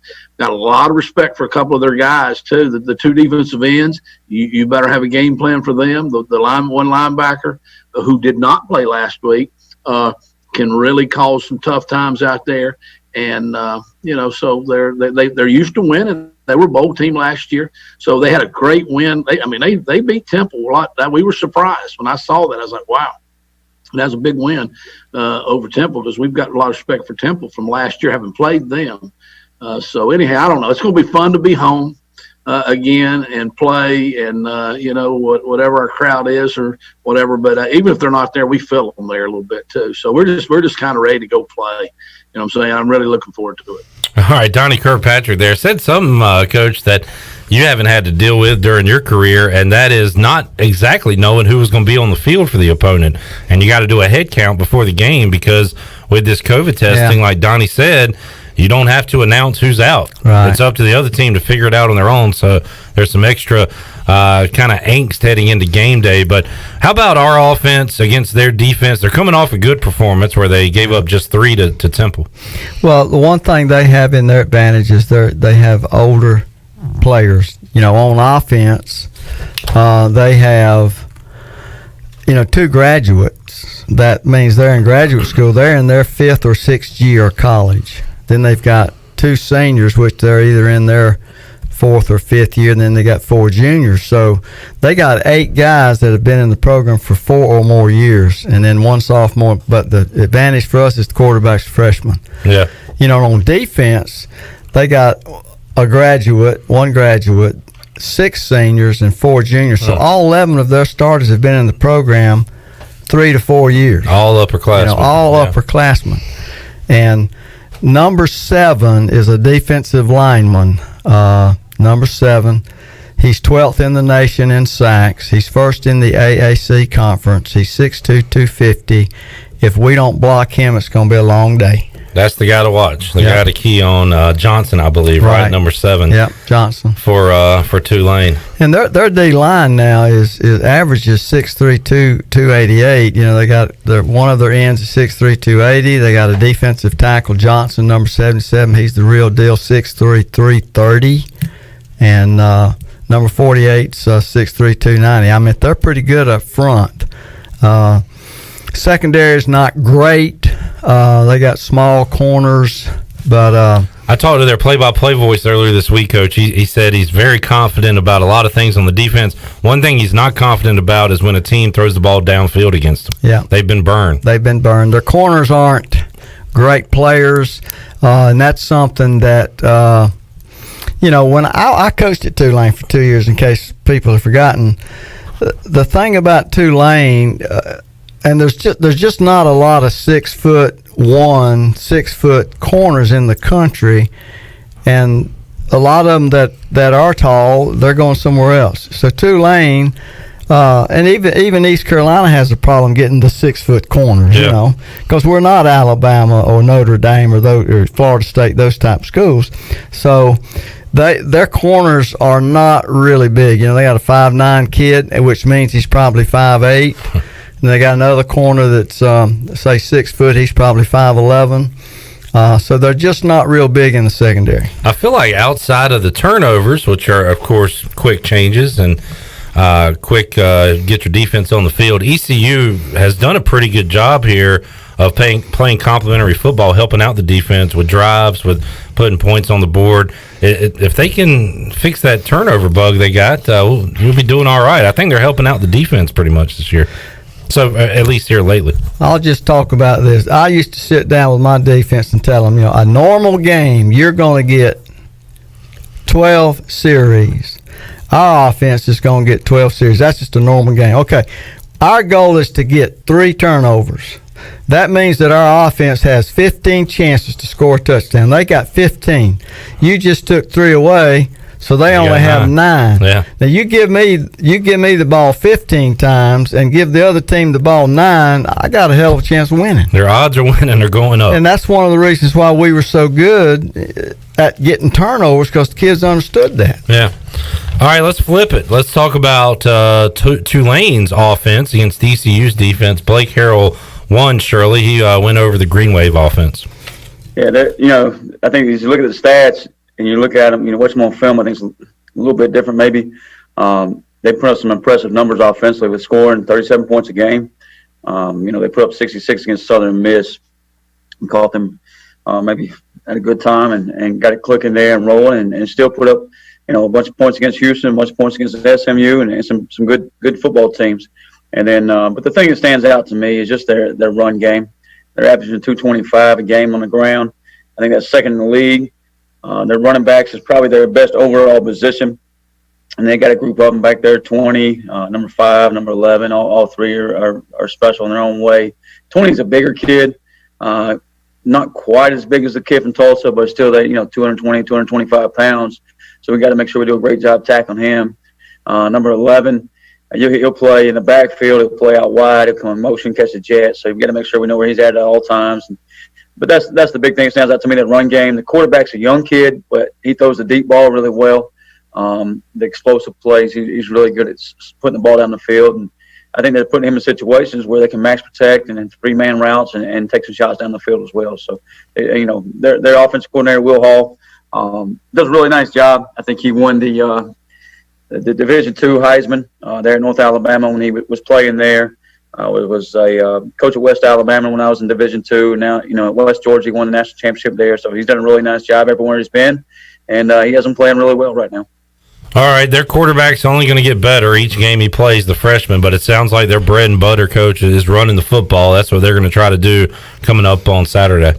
Well, like we said earlier, they're averaging 45 runs a game, 225 yards a game. I know as a defensive coordinator, even in this day and time, you have a goal for how many passing yards you're going to give up, how many rushing yards you want to give up. But I can assure you our goal here at East Carolina is not 225 yards. For us to win the game, we're going to have to make them throw the ball. If we can't stop the run, I guarantee you they're going to come in here and try to run the ball about 50 or 60 times. If we can't stop the run, they might not throw a pass. Yeah, you're right. And you got to get them in tough situations and get that young kid throwing the football, and we have shown as a defense here lately that we can force some turnovers, get them in some bad spots. Coach, what you think about this matchup on Saturday? How's it going to turn out for the Pirates? I picked the Pirates to win by 7. Okay. You know, I think it's going to be really close. I had all that written down somewhere, but you know, just looking at stuff where the games are so close. You look at the two games that we played. The two teams. Okay, we played Navy. Our score was 27-24. We lost it by 3. They played Navy and lost by 4. Central Florida, we lost by 17. They lost by 23. 51. Anyway, the difference is we lost to Navy by 1. The difference between us losing and them losing a point. I predict that right now when they come in here, they got a 7-point average. But if you go back to what everybody says, when you play at home, you got a 7-point advantage. So the game's going to be a tie. Yeah, it's going to OT, says Rick Smith. So we'll be with you a little later, coming up Saturday on the 5th quarter. Now, Troy pointed that out yesterday. It is a little bit eerie that both the Navy scored 27 on us and 27 on them, and UCF, even more strangely, scored 51 on us and I think 51 on them. Right? So yes, exactly. Very similar with the opponents in this matchup, and we'll have a few fans there. It'll be hopefully a decent atmosphere. Mike Houston did say the last time they played and had 3,500 or whatever it is in Dowdy-Ficklin, it did make a difference. The players, it motivates the players, if nothing else, Coach, to play even harder, to be excited about something. You know, like when you go out and you scrimmage on a Saturday and it's a close scrimmage during spring and there's not a soul in the stands. And then you have your spring game, and even though the spring game there might not be but 5,000 at the spring game. I mean, that's like a full house after, you know. But I know the kids will be excited. How many are they letting come? 35 again. 35 again. Yeah. Something like that. That's a lot of noise. Yeah, be a little crowd noise for the Pirates in their favor, and they owe us some calls this week, Coach. Right? Amen. Maybe we'll get a few. I coached for a guy named Rick Lance. He was the defensive coordinator at Georgia Tech, and Rick, he said, I was really young then. I mean, I was about 28 or 29, and Rick said, now his name was Rick Lance, and I was Rick Smith, and he said, now one of your responsibilities, Rick, is you're going to sneak into the opposing or the officials' locker room every game, and you're going to safety pin all the red flags in their pocket. And the first flag they throw, he'd say, "You son of a, you didn't do it. You didn't pin them up." All right, I would have been interested if Morgan Ehlers was on PA during that game last Friday, and if he would have been able to announce what happened on the field without, throwing a little opinion in there. But Morgan will be joining us next here on Pirate Radio Live. Coach Smith, we will see you after the game Saturday on the U.S. Sailor 5th quarter call-in show. Yes. Be around 3:30 or so, yes, 3 o'clock. So we will see you then. Appreciate you joining us today. Enjoy it always. And Josh on Twitter just said, enjoy the breakdown and the stats from the GOAT Rick Coach Smith. He's got it pulled up on his TV, Coach, watching it. So we're good to go. Thank you. We'll take a time out. Morgan Ehlers joins us hour 3. We got a giveaway as well. We'll tell you what you can win out of the Pirate Radio booty bag. We're back with you after this.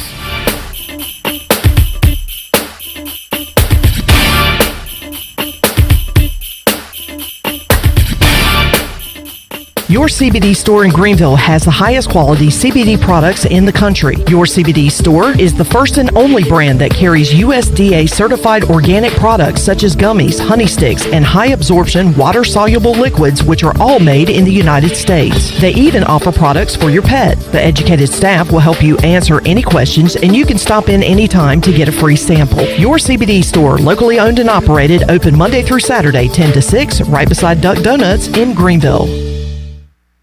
Hey Hey parents, are you racking your brain of what to do for your child's next birthday party? Do you need help with after-school care and homework assistance? This is Ashley from the Warrior Zone, Greenville's first ever and only Ninja Warrior training facility. Our authentic Ninja Warrior training facility is the perfect place for birthday parties, team building, youth group nights, and after-school care. Our motto at the Warrior Zone is where community, fun, and fitness collide. What are you waiting for? The Warrior Zone, Old Tar Road next to Planton C and warriorzone.ninja.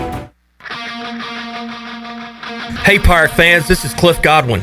Baseball is back at Clark LeClaire Stadium. We will be hosting several youth camps over the next couple months. All camps will be at Clark LeClaire Stadium, and all camps are open to participants between the ages of 7 and 13.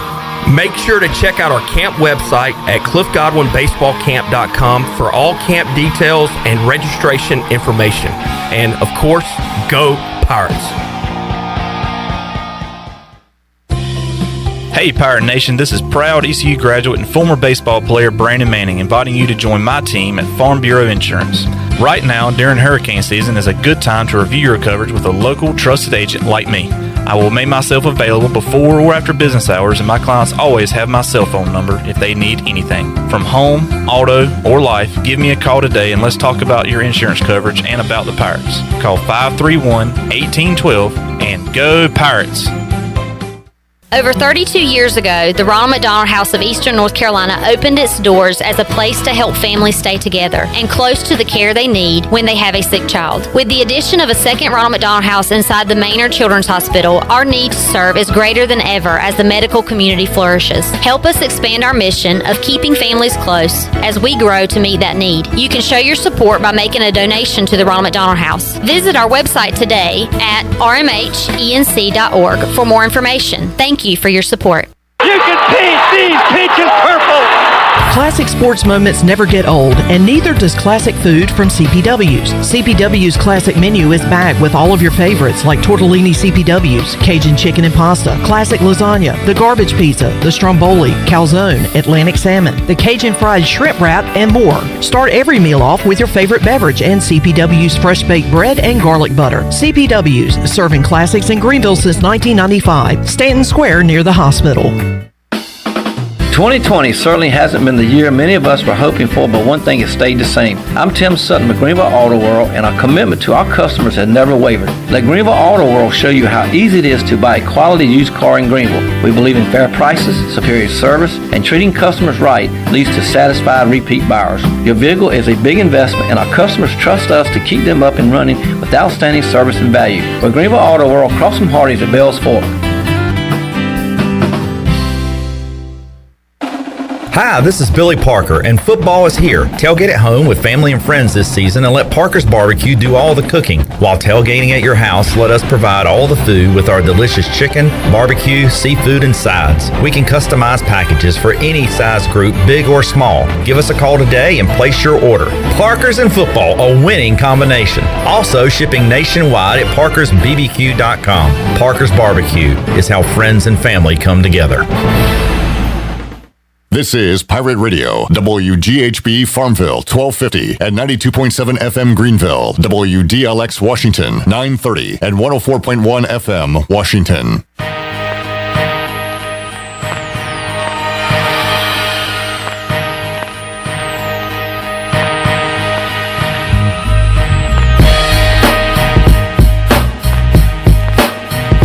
You're listening to Hour 3 of Pirate Radio Live. This hour is brought to you by your CBD store, where good health hits home. Visit your CBD store today on Arlington Boulevard across from the mall. Now, back to the show. Welcome back. Does the idea of going to your local U.S. Cellular store make you feel a bit uncomfortable? Tired of the hassle of waiting and wearing a mask?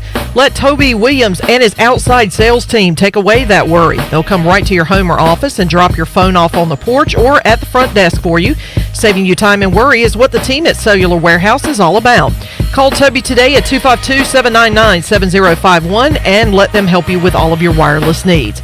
Cellular Warehouse, your local U.S. Cellular authorized agent. Now let's head back in to Pirate Radio Live. Here's your host, Clip Brock. All right, back with you on Pirate Radio Live, Hour 3 of today's program.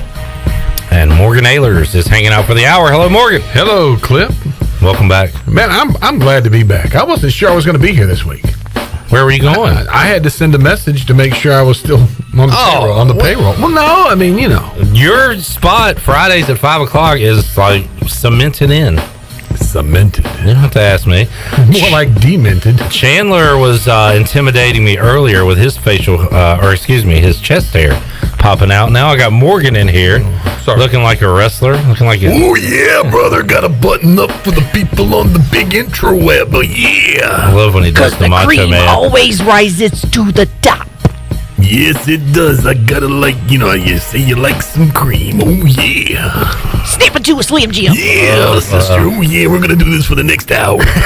Your voice will be gone by 15 minutes. Like this tomorrow. Shirley, what are we giving away out of the booty bag this hour? Domino's Pizza. All right, a large 2-topping to Domino's will be yours later on this hour. We got more comments here from Donnie Kirkpatrick, Mike Houston. We'll get Morgan Ayler's thoughts on what happened at the end of that Tulsa game. Oh, boy. What time? And I'm sorry, I did listen to a little bit of the post-game show. And now we're getting ready to go to a break or whatever. But I wanted to say this. You guys did a great job. Thank you. And you got to admit, it's so much fun when everybody's united in one way. Exactly. I mean, yeah. When there's a common enemy and everybody gets behind it. Loves it. When you do a post-game show and the bullets are flying and the knives are being thrown through the windows and you hear cars blowing up in the parking lot, that's no fun. That made for a fun post-game show, I will say, especially at that hour. We needed it after that game. All right, let's get a break in. We'll come back. Morgan Aylers joins us after this.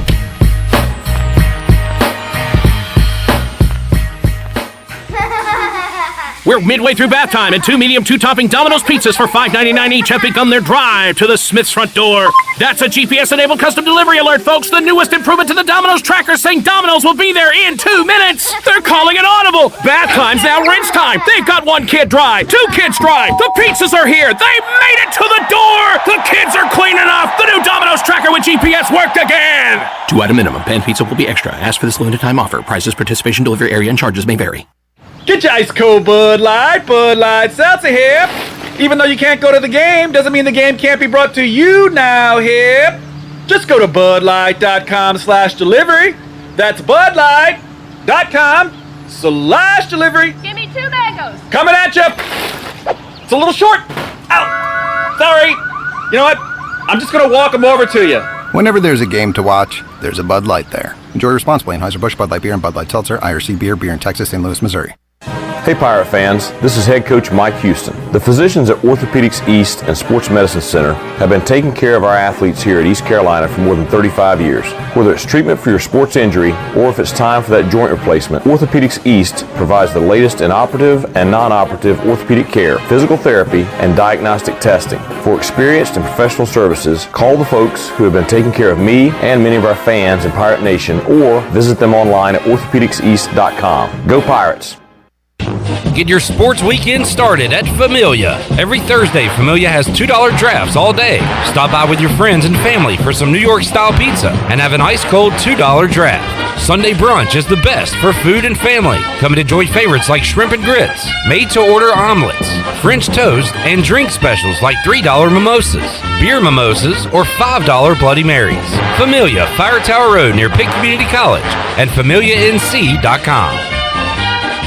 While other folks come and go, Greenville Pool and Supply has been your local pool store in Greenville and Eastern North Carolina for over 40 years. Are you finding yourself spending more time at home than ever before? If so, turn your backyard into a vacation destination. Greenville Pool has pools for any size backyard. Choose from the very popular fiberglass, classic vinyl, or custom concrete. If you order your pool now, it could be in by this spring. If you're ready for a pool, contact the pros at Greenville Pool and Supply.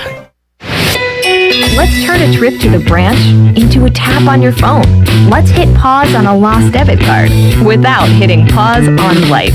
That's how First National Bank is redefining convenience with a top-rated mobile app that puts more security and control at your fingertips and friendly people to help you succeed right by your side. Let's get started at fnb-online.com or your local First National Bank. FNB member FDIC. East Coast Grading and Utilities is your source for clearing, hauling dirt, and concrete work. East Coast Grading and Utilities handles all sewer and water issues as well. I'm David Vaughn. Whether putting in a new subdivision or helping you with any and all of your drainage problems, I can get the job done. Call me at 531-7494. No job is too big or too small. East Coast Grading and Utilities. Friends helping friends. 531-7494 for East Coast Grading and Utilities. At Tiebreakers, we admit we have a bit of a problem. People love our wings so much that they're starting to sell their home TVs just so they can watch all the sporting events here at Tiebreakers. Seriously, we're glad you love our hand-breaded, hand-cut boneless wings that much, but we really need you to go home at the end of the night. It's okay, we'll be here tomorrow. And when you come back, bring a friend with you. For great food, great friends, and cold beer, we'll see you at Tiebreakers. Tiebreakers, break the chain, eat local. Pirate Radio. I'll give you Blackbeard's honest opinion. You ask me, can this new captain promise you a life of prizes, plunder, and adventure? Aye. The voice of the Pirate Nation.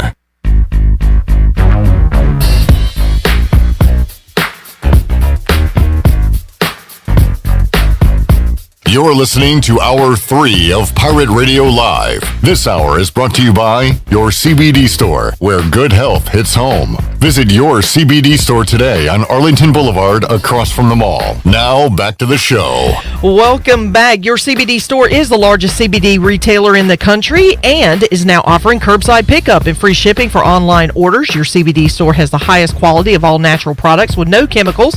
Your CBD store is located on Arlington Boulevard next to Duck Donuts and online at CBDRX4U.com.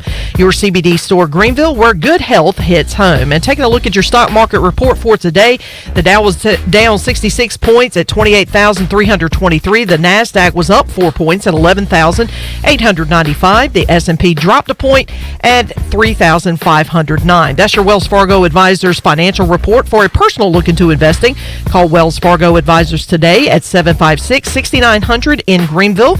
Wells Fargo Advisors LLC, member SIPC. And as we head back into Pirate Radio Live, couple things for you, Clip. Number one, Deion Sanders, of course, took over the head coaching job at Jacksonville State. Jackson State. Jackson State. I knew I was going to mess that up. But anyway, his son, who is listed as a 4-star recruit, has flipped his commitment from FIU or FAU to Jackson State. So, and I'm not even going to try to. We kind of expected that to happen, but I can't even pronounce his name, so I'm not even going to. Prime Junior. So that's number one. And number two. He's a quarterback, right? I think he's a quarterback. I'm not sure what he is. I think he's a quarterback. Another one is music related, but it's something that I think Clip would find very interesting. You know that online they have these versus battles. Oh, yeah. Okay, well, Swizz Beatz, you know who that is. Yeah. He's a producer. He has announced that there will be an Outkast and Tribe Called Quest versus battle. Okay. So I'm all in on Outkast. Yeah. Outkast. I don't know. Outkast. No, because Tribe Called Quest has got Q-Tip, man. Morgan, you got a Q-Tip? No, I got some Shaman. How popular is Outkast amongst the karaoke scene? I guess people do Hey Ya, maybe. Yeah, Hey Ya, some bombs over Baghdad. Oh, yeah. Don't stop believing. Oh, that's right. Never mind. Another shot at Chandler. Welcome back, Like Morgan. I would do I'm Sorry, Miss Jackson.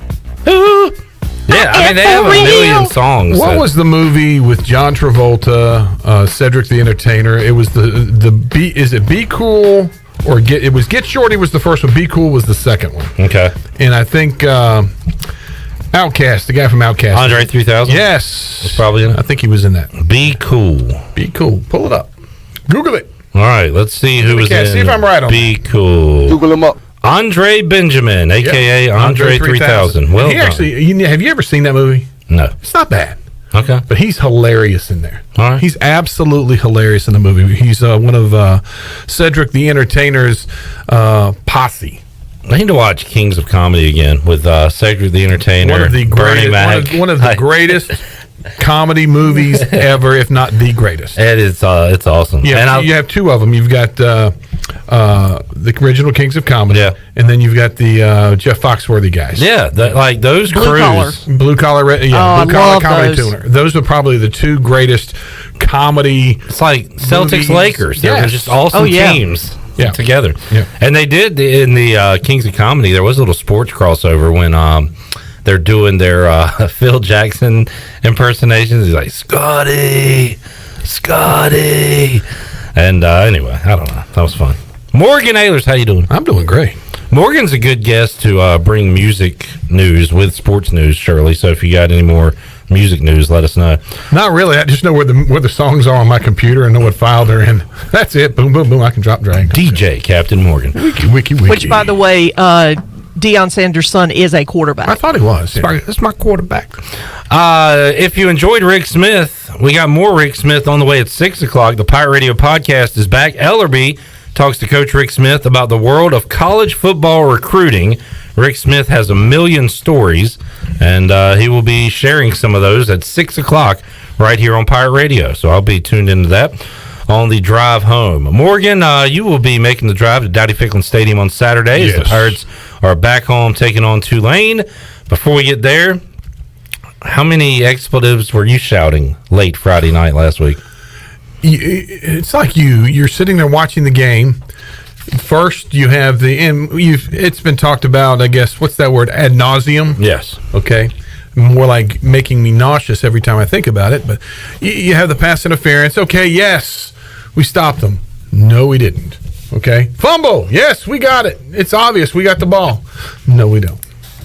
Then the other fourth down with the pass. At that point, I'm sitting there watching the game, and they say it was a completed catch. I'm like, well, there's nothing else we're going to do on this drive. Yeah. I mean, emotionally, I think the defense was spent at that point. I think the next play was a long play. They scored a touchdown. We had a chance. Yeah. I mean, oh, by the way, the pass interference in the end zone on the Hail Mary might have been called. Just saying. But I don't know. You can't go back and relive it, but I think that the Pirates will use that this weekend as a motivating factor. I think they've used it all week as a motivating factor. And I tweeted out after the game that I think last Friday night, you can mark it down as when the pirate ship has arrived. The Pirates have arrived, and I really believe that. Well, you need a chip on your shoulder, and if that doesn't give it to you, nothing will. The Pirates will certainly be hungry coming up Saturday. Chip hell, whole cinder block. A whole stack of Pringles, so to speak. Also, while we're talking about calls, and again, this is the right call apparently due to the letter of the law, I didn't know that a toe wasn't part of a heel and a foot. The C.J. Johnson play. I thought that's a touchdown. Good throw by Ehlers in the back of the end zone. Okay. Johnson gets the toe in. Pull up ESPN's top 10 plays of October, and the number one play is I think it's the Ohio State game. The guy's like out of bounds, and he touches his toe in. You're right. Yeah, you're exactly right. I mean, and like two plays like that were made that one week. If the toe is not part of the foot, they have some explaining to do. Yeah. But how many catches have you seen in college football where a receiver will jump out of bounds, or he'll extend his body, catch the ball, and his toe drags before it goes out? His whole foot never comes in bounds. I didn't understand that, but they tried to explain it. It's not. They can explain it until they're freaking blue in the face. I meant to mention this on the fifth quarter the other night, but don't they have drills for receivers, like toe touch drills on the sidelines? Yes. So what's the point of that drill if that rule is implemented? Steve Perry from Journey commented on it and said it was a touchdown. Oh, really? Yeah. Well, did he stop believing that night? He did not stop believing. Oh, man. I mean, the Pirates, they can win it any way you want it tomorrow. That's the way you need it. You go back to any way you want it. Okay, just making sure. All right. And you got to be faithfully when you think about it. Okay. What were you saying? The lights go down in the city when the Pirates will win tomorrow night. So there are different types of games where you throw the ball 50 times, Morgan. There's the type where you can't run the ball and you're just throwing up prayers. There's also the kind where you run the ball for over 100 yards and your quarterback's 38 of 50 throwing the football, and you are an efficient 38 for 50. Great game for Ehlers and the offense, and again, Rajay Harris opens up so much for the passing game, and you say the same about the passing game opening things up for him. Well, when the Pirates were successful last year, you look at the Cincinnati game, it started, I think, at the second half of the Temple game, the Cincinnati game, the SMU game, and early even in the Tulsa game last year, there was a lot of drop passes that sort of in big situations that in misses that kept us from driving the ball in the first half of the Tulsa game. But look at Cincinnati, look at SMU. We still ran the football for 150, 200 yards.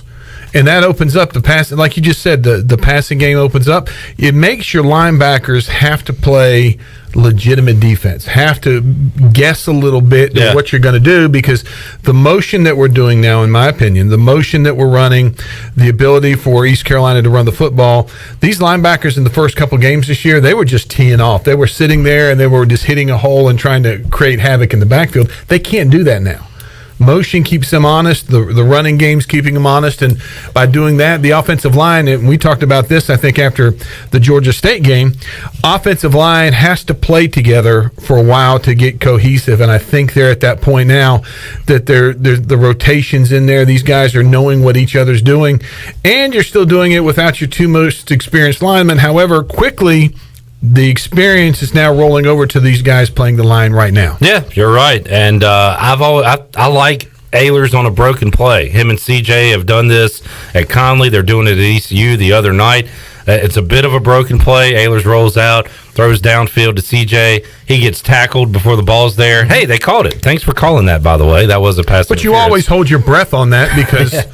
Well, it was an uncatchable ball. Why? Because his arms were down. No, it hit him in the face. Well, when your arms are being tackled, it is hard to catch. But my point being, they're doing that, but also design rollouts too. More they're doing the design, the bootlegs, the RPOs, and really running that. I think to some really high caliber execution.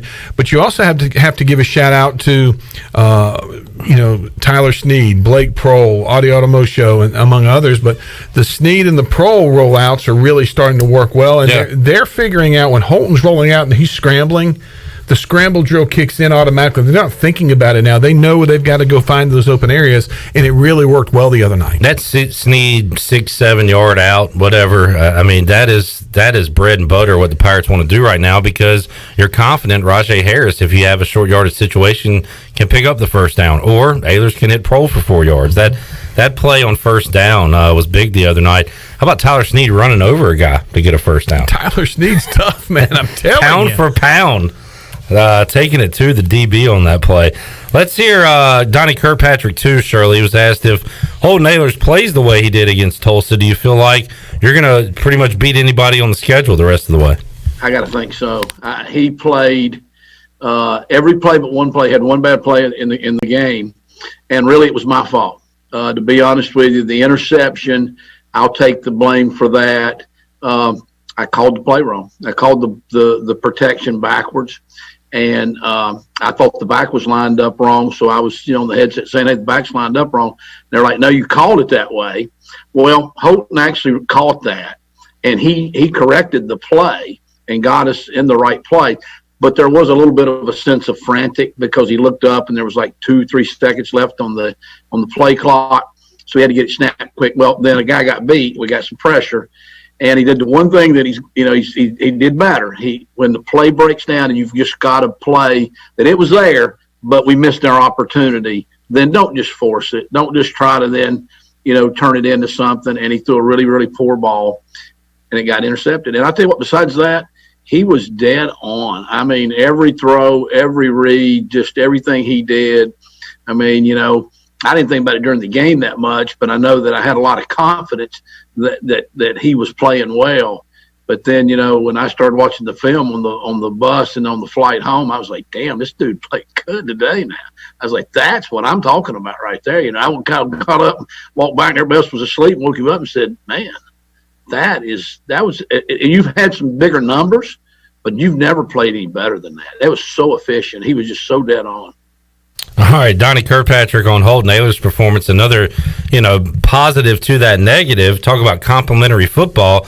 Defense holds Tulsa to a field goal after that and says, all right, Holt, go get him on the next possession. And we're seeing more of that too, Morgan, where the offense is helping out the defense at times, defense helping out the offense too. Yeah, it's a take-two game. Both sides have to play well to be successful, especially in today's world of college football, where most teams now have offenses that can score and score a lot of points. And defensively, the Big 12 over the years has said, well, we can score a lot of points, but they've lost championships and national championships because they can't stop anybody.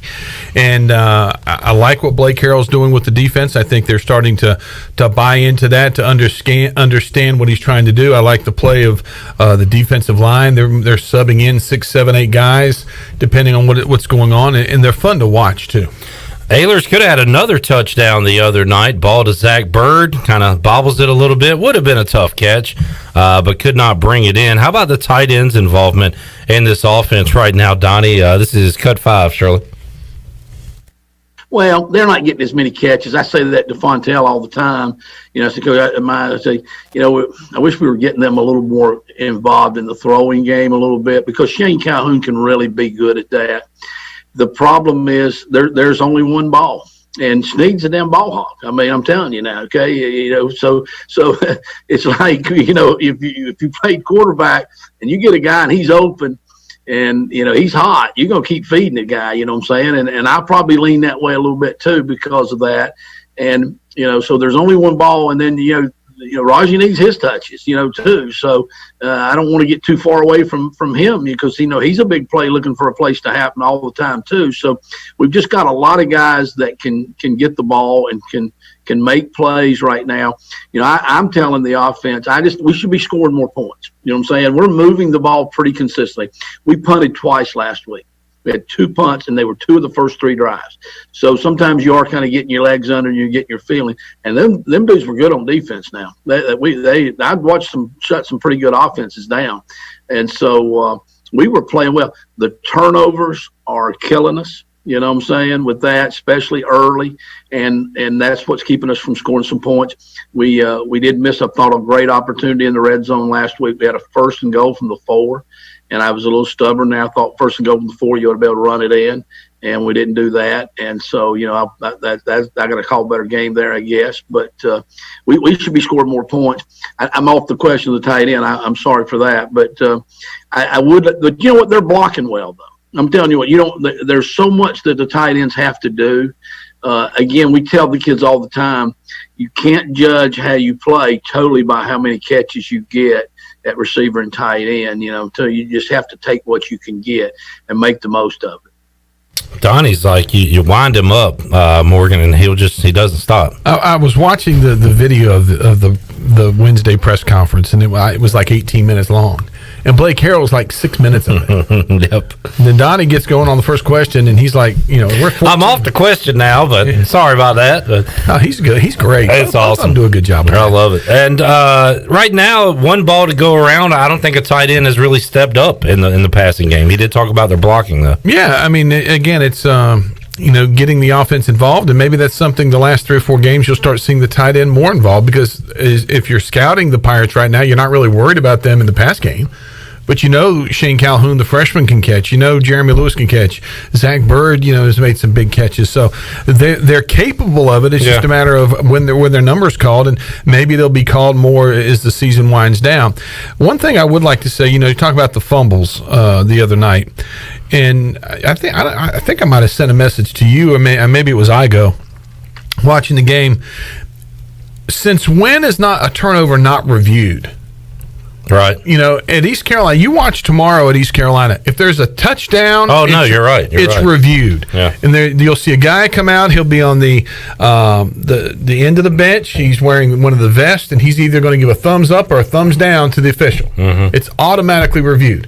One of the touchdowns that Tulsa scored late in the game, guy runs down the sideline, and it was close. Now, whether it was or wasn't a touchdown or stepped out of bounds, I don't know. Never was reviewed. The announcer seemed to think he was out. I thought it was really close. Yeah. Then you had one of the fumbles early on in the game. I want to say I thought it was Raji's fumble. It might have been Audie's fumble, but I thought he was down before the ball came out, never reviewed. Again, the turnover part of it, and then late in the game, by God, everything's going to be reviewed. All we had time for was reviews late in the game. The guy was like, wait a minute, I didn't get here till halftime. Is that what it was? Maybe that's what it was. He showed up late. He got caught in the fan traffic at Tulsa. Tulsa traffic, man. It'll get you every time. Morgan Naylor's here on a Friday. Let's hear one more from Donnie Kirkpatrick. How much is he enjoying watching this team progress week in, week out? It's fun. That's the part I think you enjoy about the coaching is seeing the kids grow up and get better and those things. I wish the results was there right now. It's like we were talking last week. You are what you are, but record-wise, because it's a win business, and that's really in the end, that's all that really matters. But there is a process to winning. You know what I'm saying? We're coming from we're so much different team than we were last year. I mean, we're in games so much more competitively.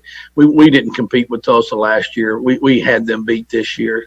We're seeing all that. The schedule's much tougher this year than it was last year. We don't have the non-conference games.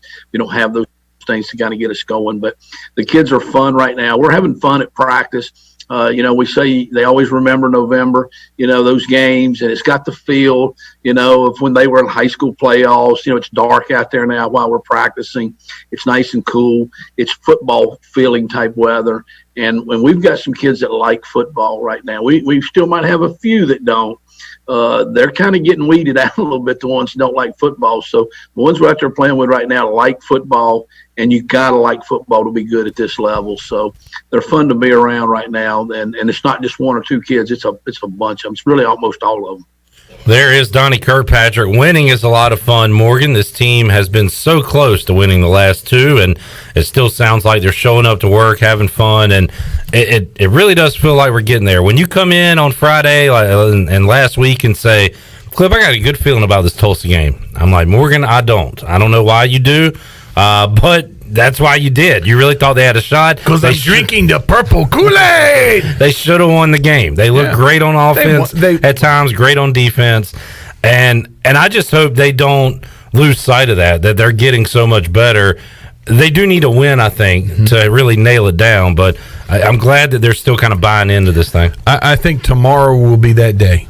Yeah, I really do. I think that, again, I'm not knocking Tulane and they've had our number over the last few years, but I really do believe that this Pirate football team is right on that edge, and they're gonna knock through the door tomorrow in the last 4 games of the season. I have a chance to show some people who we really are. Yeah. And speaking of the last 4 games of the year, I know that Marshall. I don't know if we plan on talking about this, but they're not playing Marshall this year on the 5th. I think if I'm East Carolina, I think John Gilbert said that they're holding off. They're going to try to schedule a game for the 5th. I would also try to put one on the 12th, whether it's a game that with a FBS school or FCS or FIS, whatever they are. We need to have a couple games, and I think I was talking with some folks yesterday about this. If East Carolina does that and they come in, they come in the last 4 games, and if we can go 2-2, 3-1, 4-0 prior to those last 2 games, and then you win a couple games on the 5th and the 12th of December, does number one, huge deal for recruiting, huge deal for the Pirate fan base for spring football. And it's really huge for season tickets going into next year. Yeah. And we're talking about the fundraisers that they're doing. The We Believe campaign came out today, I believe. We Believe. And very much, we're in need of some success around here. And I think that a lot of these programs, men's basketball, football, of course, but Cliff's got baseball rolling. We got a chance to have some really good years coming up the next 3 or 4 years. Mike Houston talks about, you don't see what I see at practice every day. Well, what we see are the games. And for people to get fired up for next year, they need to see what you were just talking about. More games at Dowdy Ficklin Stadium in the month of December. I think that's a great idea. I really think and again, I've got the only dog in the fight I've got is number 12. Okay, but If East Carolina can do that and they put a game on the 5th and schedule one on the 12th, again, with the COVID situation, you never know. You might need both of those dates to complete your season. Sure. But if you don't, put that in your back pocket, talk to some folks and say, okay, if we're there 2 weeks out, we're going to go ahead and schedule it and move on. And again, that could be really big going in. I just think it could be huge going into the 2021. Our opponent this week, Tulane, Morgan has already played 7 games to this point in the season. They have shifted some things around. They got 11 on the schedule. ECU has 9. You're saying add a couple to make it 11. So I would definitely add it. You've got other teams playing 11 games, playing more games. ECU has an opportunity to do that right now in the month of December, and make your own bowl game. Create and put it at Dowdy Ficklin. Bring in an opponent to play. It's the barbecue bowl. There you go. You want it? Brought to you by Sam Jones Barbecue. Boom. Done deal. Sam, if you're out there, text me. I got an idea for you. All right, let's take a timeout as we go to break. Let's make somebody a winner. 317-1250 is the number. Booty, booty, booty, booty, booty everywhere. Booty, booty, booty, booty, booty everywhere. Yeah, boy. Caller 12, 317-1250 wins a large 2-topping pizza from Domino's. That is on the line on our Friday Booty Bag giveaway. We will make you a winner, and we will come back with more on Pirate Radio Live after this.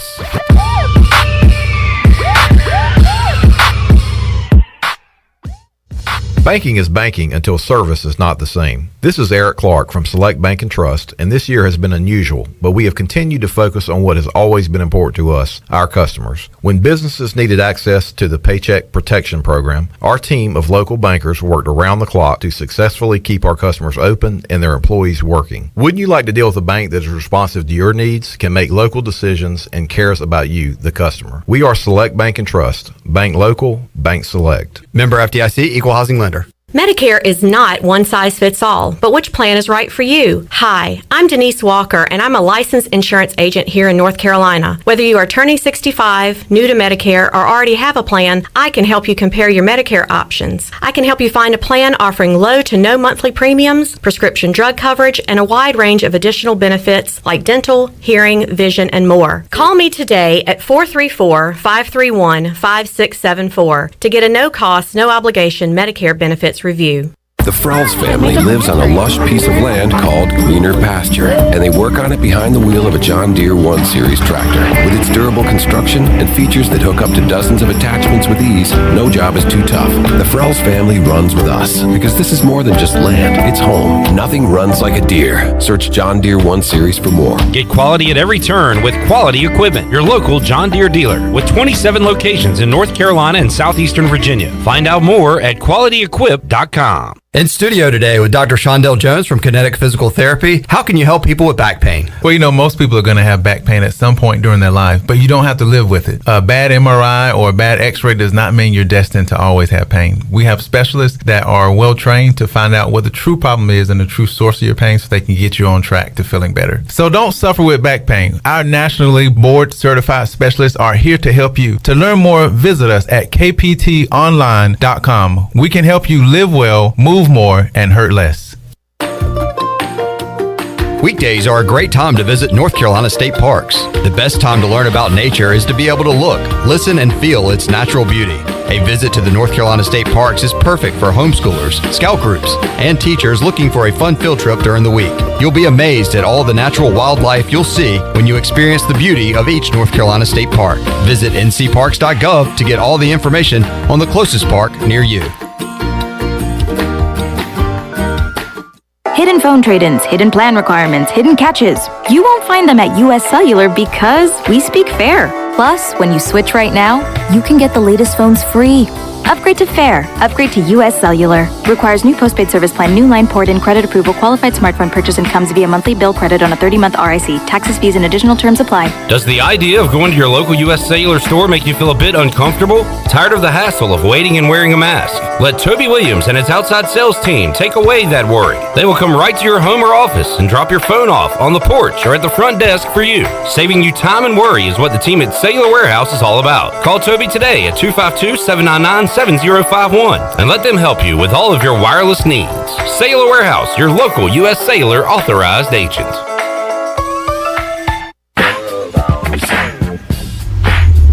More meat ounces means more meat bounces. Get any papadilla like the new double cheeseburger papadilla for just $6. Papa John's. Hey, Pirate fans, the Papadillas are part sandwich, part pizza, and only $6 each. The new Cheeseburger Papadilla is an MVP move for game day or any day. Place your order online at papajohns.com and sign up for Papa Rewards. Papa John's, the official pizza of the ECU Pirates. This is retired ECU baseball player Charlie Yorgan, and you're listening to Pirate Radio, voice of the Pirate Nation.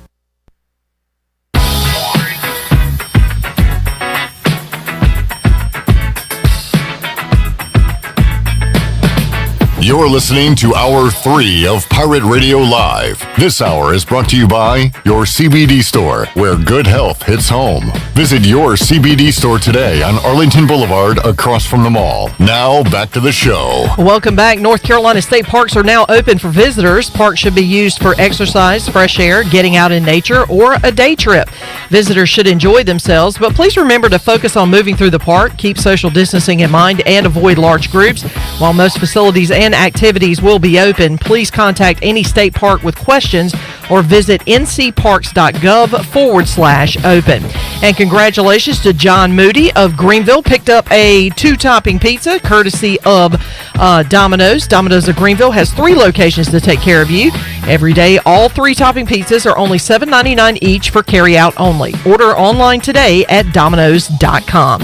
Now let's head back in to Pirate Radio Live. Here's your host, Clip Brock. All right, thank you, Shirley. Shirley put out a tweet earlier today. She's got a feeling ECU's going to play Angry tomorrow. What songs make you run through a wall? She's going to play those on the pregame show. She's gotten a ton of responses. If you'd like to chime in with a request, you can at Tweeting Shirls. What song makes you run through a wall, Morgan? Makes you want to run through a wall. Oh, yeah, the Kool-Aid song makes him run through a wall. What makes you want to run through a wall? Oh, yeah. Oh, yeah, the Kool-Aid song. Yeah, the purple Kool-Aid. I don't know. Nothing's coming to mind? Nothing. I just saw another one added. Shirley, it was Never Scared, Bone Crusher. Never Scared, Bone Crusher. Can't say that. We ain't never scared. I think it was on a video game. Favorite, Madden, maybe. My favorite is, I would say if there was a song that I could really get behind and want to run through a wall would be Headstrong by Trapped. Oh, yeah. I remember that one. Early 2000s, I guess, era of music.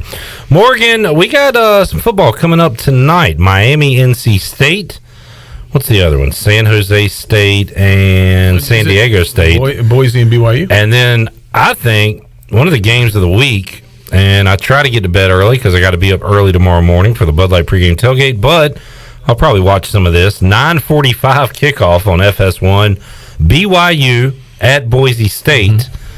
BYU has steamrolled everybody. Boise State 2-0, back in the top 25. I need some advice on a pick. Where are they playing? On the blue turf.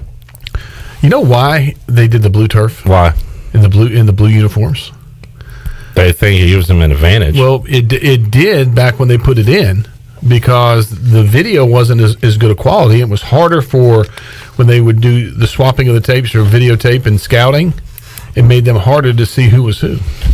So, a competitive advantage. Yeah. And they've stuck with it. The uniform's the same color as the turf. And I believe that is illegal now, but they have been grandfathered in, along with Eastern Washington and their red field. Yeah. Remember when a couple years ago they said East Carolina was going to go purple turf? I think that was like a April Fool's thing. Something like that. And everybody... People about lost their mind. Yeah. Some people really liked it. A lot of people said, I'm no longer in the Pirate Club. So that was a joke, folks. Who's your pick? I like BYU in this game. Okay. I like, and I don't know why, other than BYU is shorter than Boise State. So. Okay, good reasoning. Yeah. How about Clemson at Notre Dame? No Trevor Lawrence for the Tigers. Who do you got? DJ Ugalule Lelale. Mm-hmm. I still like Clemson. I do too. I do. I think Notre Dame's good, but Notre Dame has a habit of, in big football games, for not maybe underperforming just a hair, making a mistake here and there that they shouldn't make. And Clemson's defense is still Clemson's defense. They still have the offensive weapons, and I think that after 2 weeks, Dabo Swinney can coach that young man up where he's going to be pretty effective in their offense. That'll be Saturday night, Saturday at 3:30 during the U.S. Sailor fifth quarter call-in show. We'll be keeping an eye on Florida, Georgia in Jacksonville. I want to say Georgia's a 3.5-point favorite in that game. You are correct. And I know because it's up on the screen. And I want to say John is picking Georgia. John Berger from CBS Sports just picked Georgia in that game. I kind of like the Bulldogs in that game just because I think Florida right now they've got a lot of distractions around their program with Dan Mullen and what's been going on. And I just think I think Georgia's a little bit more cohesive team. All right. I believe those are the headliners for Saturday, although a ton of football. We've had 10 games now postponed or canceled. How about this game? It's a 12 noon kickoff. It's number 13 Indiana. That is weird. Against number 23 Michigan. Indiana is the home team. The over-under is 54 in that game. Michigan's favored by 3 points in that game. But just the thought of saying number 13 Indiana over number 23 Michigan is just a little bewildering. I'm taking Indiana. I love their quarterback. If you combine Holton Ahlers and Darius Penix, you would have their quarterback because he's a left-handed guy named Penix. Yeah. He's really good. That drive against Penn State. There he is right there. That drive against Penn State that they had, Morgan, was just incredible to come down the field and complete all those passes in those clutch situations. And I still don't think he got in on the 2-point conversion, but then again, they gave him a win, just like they gave Tulsa a win the other night. A win is a win, I guess. But no, that will be a good game coming up Saturday at noon. ECU Tulane coming up Saturday noon, Dowdy Ficklin Stadium. What is the latest line in that game? Tulane -5, which I think it's fishy to me. Almost makes me want to take Tulane if I didn't have a dog in the fight, because I feel like it should be like 2 or 3, right? At most. At the most. Yeah. I mean, I think it started out at 2.5. Yeah. Early this week. It's gone up. I think people are really, like, what if ECU wins on the scoreboard last week? Is that line the same? No, I think if East Carolina comes out of that game with the win, 30-27, right? Yeah, that would have been it. It would have been 30-27. I think East Carolina's maybe a 1 or 2 point favorite. I agree. 2-point underdog. Maybe at best, because again, you're looking at what are they, 4-1? Tulane's 4-1 right now. No, what are they? No. What are they? They're 3-4. 3-4. Yeah. Okay. You're thinking back to Tulsa again. Yes. Yeah. I'm sorry, but I think they played. This is a lot of games. They played. They're coming off a big win a week or so ago. Pretty dominant win. Yeah, but Navy's not real good. I mean, when they beat Navy and Navy jumped out on them, then they came back and won that game. Tulane came back and won that game. No, and they've beaten a bad Southern Miss team. They beat South Alabama, and they beat Temple last week without their starting quarterback. So, yeah, they put together some wins, but how good are those wins? I don't know. And then you're right, to blow that lead against Navy was really eye-opening. But you know what? They've won. Yeah. So that's what East Carolina has to do tomorrow. They've got to go out, find a way, find the will to win. And when they do, I think, those doors are going to open big time for the Pirates. They have switched quarterbacks this year, and it appears Michael Pratt has been playing pretty well since taking over as starting quarterback. Blake Harrell talked about that. Blake Harrell, too, Shirley.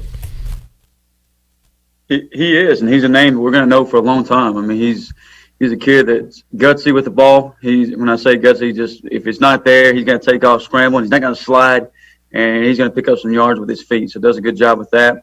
He's making good decisions, really hasn't made a whole lot of bad decisions for a freshman quarterback, and throws some nice balls. So he's a kid that, a year from now, he's going to be one of the top quarterbacks in the league. And how many top quarterbacks are going to be in this league? It feels like we have a ton of them already. It's a good football conference. It is. I know we're in it. I know we see it with the AAC goggles a little bit, but this is a pretty good football conference from top to bottom, and I think it's just going to get better this year of everybody coming back if they want to. Next year they're going to have that extra year of experience. I think it's really going to benefit the Pirates next year. Coach Smith said that earlier tonight. All these veteran teams we're playing against now, we're going to be that pretty soon. Yeah, we're really close. All right, Blake Harrell talked about how he has used the cornerbacks so far this season. Cut 3, Charlie. Well, I think with our entire defense, the big key for us is keep them fresh and get them into the fourth quarter, and hopefully we can play our best football in the fourth quarter there. And with Jaquan, he's playing both sides, field and boundary. Nolan's just playing the boundary right now. Malik is playing the field. So, Nolan gives you that little bit more length and a little taller body, longer body up there. So you certainly like to have him on the field and get him out there. And, if you had a jump ball situation or a ball down the field, he's able to knock it down. But in Jaquan, being able to play both gives you some flexibility there. So that's kind of the thought behind it. And all three have done a really nice job the last couple of weeks. All right. Blake Harrell also was asked, is the defense where he wants them to be at this point in the season? You got to remember, he comes in, no spring ball, disjointed fall practices, a couple of pauses. What about where they are right now, Coach? This is Cut 5. Well, I kind of thought, like, just looking back at it, stepping back in midsummer, early camp, that it would take us a little while just as a learning curve with a new defense, young guys that, by mid-season, if we could survive, that we'd have a pretty good group that was going to fly around and could get some things done. And we're just starting to see that. They're starting to, improve each week, understand the scheme, understand the calls, and we're able to carry quite a few calls into a game, which is nice and does create some confusion for the offense, whether it be the quarterback, like the first play of the game. I think we got pressure. He's expecting pressure and had an overthrow, and Warren Saban was able to pick it. So that's a credit to our guys. They're able to handle all that. So they've been coming along each week, and it's just really nice to see them understand our scheme and then really buy into our culture as far as just playing hard, playing with maximum effort, playing with great energy and pulling for each other. And that's what you really see right now is those guys, when somebody makes a play, we all make a play. And we call it juice points, but that's what it's about. It doesn't matter. Offense makes a play, we all make a play. Defense makes a play, we all make a play. So that's been really nice to see. And, I think we got to keep pushing forward and make sure that we have consistency throughout the game. I mean, Stephen talked about the first half there. We got to make sure we carry that throughout a ball game. And that's part of, being a little bit younger and being a little bit inexperienced, but we got to overcome that and move on and get past it and put a complete back game together. All right, Blake Harrell there. Donnie Kirkpatrick talked earlier about Holden Ayler's one bad play, which Donnie Kirkpatrick took some of the blame on that play. That didn't overshadow Ayler's 38 for 50 game. The one bad defensive play where it was some of the worst tackling we've seen in a long time, Morgan, I don't think that overshadows the effort they put out there last Friday night. I thought, for the most part, it was a great tackling game by the Pirates. They had that one bad play. Well, they came out last week. Tulsa came out in the second half, went up tempo, no huddle, and they hadn't done that the whole first half.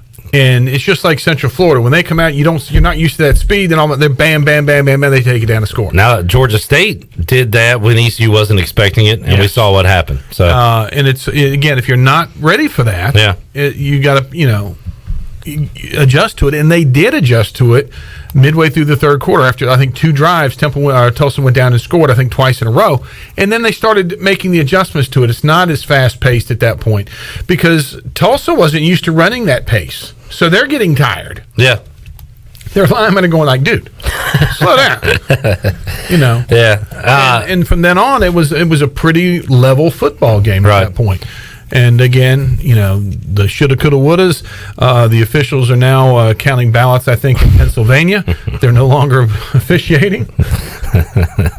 Let's go to the review. I know you're a big fan of Xavier Smith on and off the field, and you said he was a former roommate of Holden. Coincidence or not, that now Blake Harrell is saying he's the quarterback on the defense. He's calling the plays, and it's good to see. It's good to see the guys having fun out there, making plays. Morgan, we went through some bad years with some bad defense, and that's the thing. And I know there's no crowd right now that fires up a crowd. Good defensive play, because you got to be quiet on offense. But good defense gets you into the game. But these guys right now, I think, and you're a wrestling fan, you're watching wrestling now, there's no crowd. Yeah. Okay? They've got TVs with people, 5 seconds behind with the noise coming through. But with football and watching it in person and seeing some of the games, the offense is cheering for the defense. The defense is cheering for the offense right now. They're creating their own environment out there, and I think that's bringing them closer together. You talked about Xavier Smith. I think one of the guys that's really playing well for the Pirates right now on the line is the transfer from Appalachian State, Chris Wilson. I think he's really fun to watch. He's bouncing around, making some plays, and you got to love what he's thinking in his mind. He was going to come here for 1 year, and then he's got working on his graduate degree. Well, guess what? He gets to play another year now. That's right. Yeah. And the defensive line for the Pirates, I think, is really maturing very fast, and those young men are going to be around for 3 or 4 more years, and it's going to be scary how good this defense has a chance to be. Chandler, I know you're a big fan of Jairo Wilson, who has played well. Should have had the game-winning strip the other night, but he's another guy.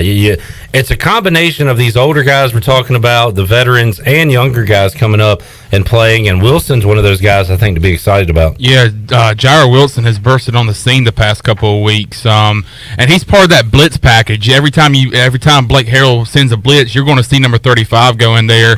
And we saw him get in the backfield a couple of times last week, and had a couple of strip fumbles, and should have had the third one. But we've talked about that already enough. But yeah, Jairo Wilson's making a name for himself out there on the football field. Young guy on the offensive side, Morgan, who you did tell me about this preseason, Keaton Mitchell. Keep an eye out for this guy, and he made a great play on the kickoff the other night to give ECU an opportunity to score late in that game. Mike Houston was asked about him, cut forth early. How important has he been as a complement in the run game to Rajay Harris? Well, I think as both of those guys develop, I really see them being a tandem. And they're ideal for what we want. And Keaton has continued to improve. He's battled a few, minor injuries that slowed him down a little bit, but he's healthy now. He's had a good week of practice. And I just say both of those guys have a really high ceiling. And so I think they're going to be a great 1-2 punch, hopefully this Saturday, but certainly for many years to come. How about that? Your 2 true freshmen in the backfield, Morgan, are now your 1 and 2 running the football for ECU. Yeah, they've got talent. They've got speed and size. And, again, this is still a young football team. Across the board. It's a very young football team, and you got to be excited about the future of the Pirates. And one of the guys that is back on the field now, and Coach talked about him a little early this year, is Josiah Hatfield. Yeah. And had lunch with Holt yesterday and my boys, and we were talking about him, and I didn't realize he was 6'1", 6'2". I mean, he's a big guy and can run like that, and he's just now getting his football legs back underneath him, so to speak, been fighting the injury bug all year. Look for him to start having some big impact in the games, too, because he's a legit 4'3", 4'4" guy. And he had some pretty good returns the other night. He also had the blunder where he tried to call a fair catch, drop the ball. Pirates started at their own 4, although it seemed like when the Pirates were backed up and would get a false start and start 1st and 15 or would start inside their own 20, they would go on a good drive. Yeah. They were able to overcome a lot of adversity last Friday night. Yeah, if you're looking at the Pirates and you're scouting them if you're the defensive coordinator from our opponents, you've got to be looking right now like, these guys are pretty daggone good. Yeah, and they hit you in different ways. Yeah. We talk about that a lot for other teams, and now we're that team. We're that team. I mean, you're looking at, you got quarterback that can throw it. He's left-handed. So he's not, you've got to adjust your style of play a little bit about that. But the thing is, right now, Holt's throwing it good, rolling to his right. Is coming across his body throwing the football. And you've got, 3, 4, 5 guys on the receiving the football. You've got running backs that are running. And you've got a line now that, again, is gelling, and they're making the blocks, and they're giving the guys time. And it's fun when you start to see some of these guys starting to pull downfield, and they're making a block 3 or 4 yards down the field, and Raji hits that hole right behind them. And when CJ's running down the field and Raji's throwing a block at the 5-yard line. Yes. They are playing some good complimentary football right now. All right, let's get one more in. Shirley, cut 5, Mike Houston. Hey, the Pirates are playing in close games right now, and special teams can be a decider in those close games. Mike Houston has talked about how Tulane plays well on that side of the ball. He went over that more last night. Their punter's averaging about 47 yards a punt. So I think that's got to be top in the conference. If it's not, it's close. But I think he does a great job flipping the field. I think they're very number one, they're very sound with their schemes, but two, they just play so hard on special teams. Been very impressed with that. You know, you guys might look at a stat and see that their kickoff team doesn't have great stats as far as coverage, but they've onside kicked like 5 times, and they have given up 1 return. And so I think that skewed the stats a little bit because, you know, they do a great job in coverage. You know, return game, number 4 is a dynamic returner. Number 11 is a dynamic returner. So I think they've got guys that can make big plays. 4 had a long return, should have been for a touchdown against UCF. So I just think, you know, as I watch them, they're very solid in every phase of the special teams game, and they can hurt you with their coverage units and with their return units. So I've really challenged our groups this week that, you know, we've got to be up to the task. Feels like a pretty even game, Morgan. We think it's going to be a pretty tight ball game, and special teams can be a factor on Saturday. I think special teams will be a factor. I'm waiting for the big return for the Pirates. Yeah. We've had some that were close. The final kickoff last week against Tulsa was close. And the Pirates, they're doing the right things. They've got the speed, whether it's Tyler, Josiah, whoever's back there, Keaton Mitchell. I think tomorrow we break through that glass pane and get a return one way or the other for a touchdown. And I like the Pirates' chances tomorrow, and I'm picking the Pirates by 2 touchdowns. Okay, we don't think it's a close game. Morgan says they're going to blow them out. I didn't say that. I think 2 touchdowns. That's not a blowout. You said it. I heard you say it. You want a blowout? I'll give you a blowout. 21 points by the Pirates. Hey, Shirley, take us to break. We will come back and we will wrap it up with Morgan Ayles when we return after this blowout.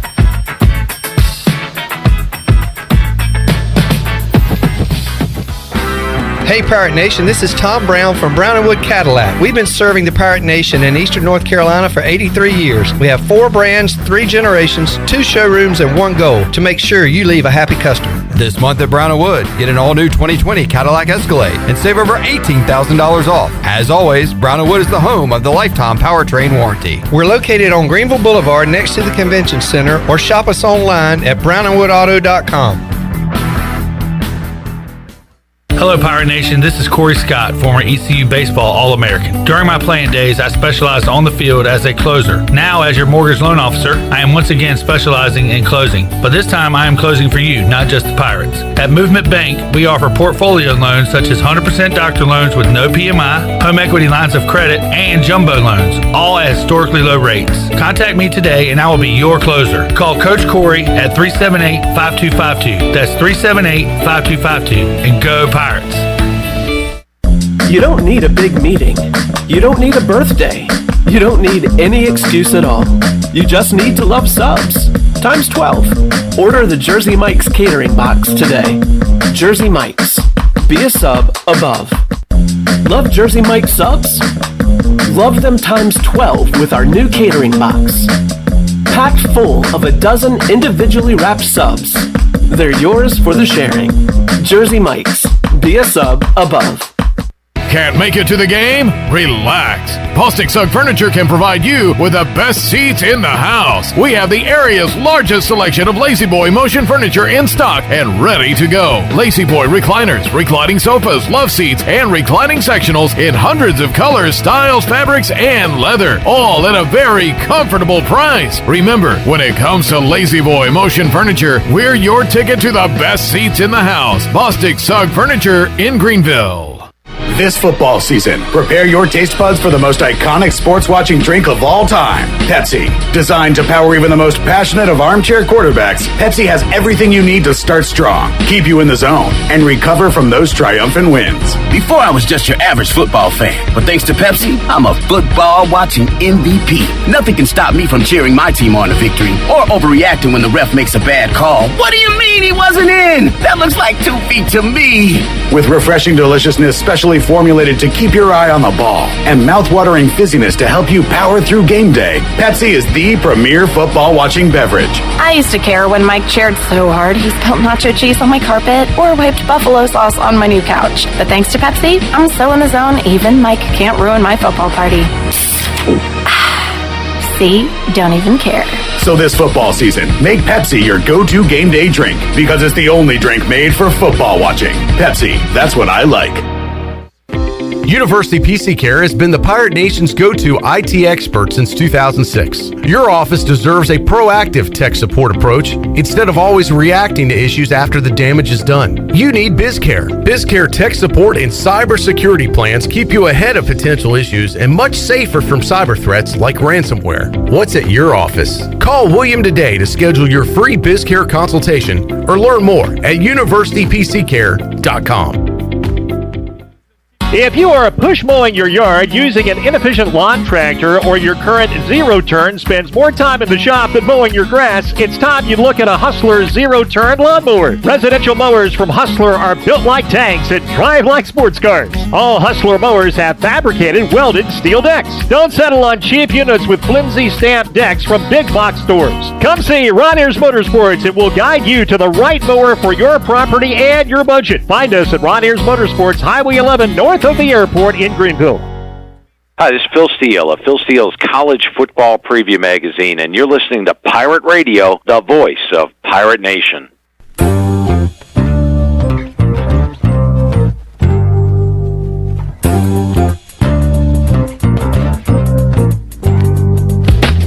You're listening to Hour 3 of Pirate Radio Live. This hour is brought to you by your CBD store, where good health hits home. Visit your CBD store today on Arlington Boulevard across from the mall. Now, back to the show. Welcome back. Got damage? Damage from wood rot? Fixed. Damage from smoke or fire? Fixed. Damage caused by water? Fixed. If you've got damage, use a contractor that works for you and not your insurance company. Visit fixednc.com today or call 999-0001. That's 3 9s, 3 zeros, and a 1. Fixed NC, restore, renew, maintain. Now let's head back into Pirate Radio Live. Here's your host, Clip Brock. All right, thank you, Shirley Rhodes. Morgan Ehlers, thank you for joining us today. Thank you for having me, as always. You guys have been awesome. We are out of time. Morgan has the Pirates by 14 tomorrow. 14. Morgan will be on the call at Dowdy Ficklen Stadium. I shall be. Looking forward to that? I'm looking forward to that. All right. It has been very nice having you here today with us. And it has been very nice for me being had. I don't know what's happening right now. Shirley, Chandler, we'll see you early in the morning. We hope the big dog, Glenn Griffin, feels better. We're going to have Chan Man running the video bright and early, 8 a.m. on the Bud Light pregame tailgate. We will be with you then. Also, stay tuned if you're listening to our live edition, the Pirate Radio podcast. Ellerby and Rick Smith on the way right here on Pirate Radio. For Morgan Ehlers, Chandler, Shirley, the crew, I'm Clip Brock. So long, everybody. Thanks for listening to Pirate Radio Live, an exclusive presentation of the voice of the Pirate Nation.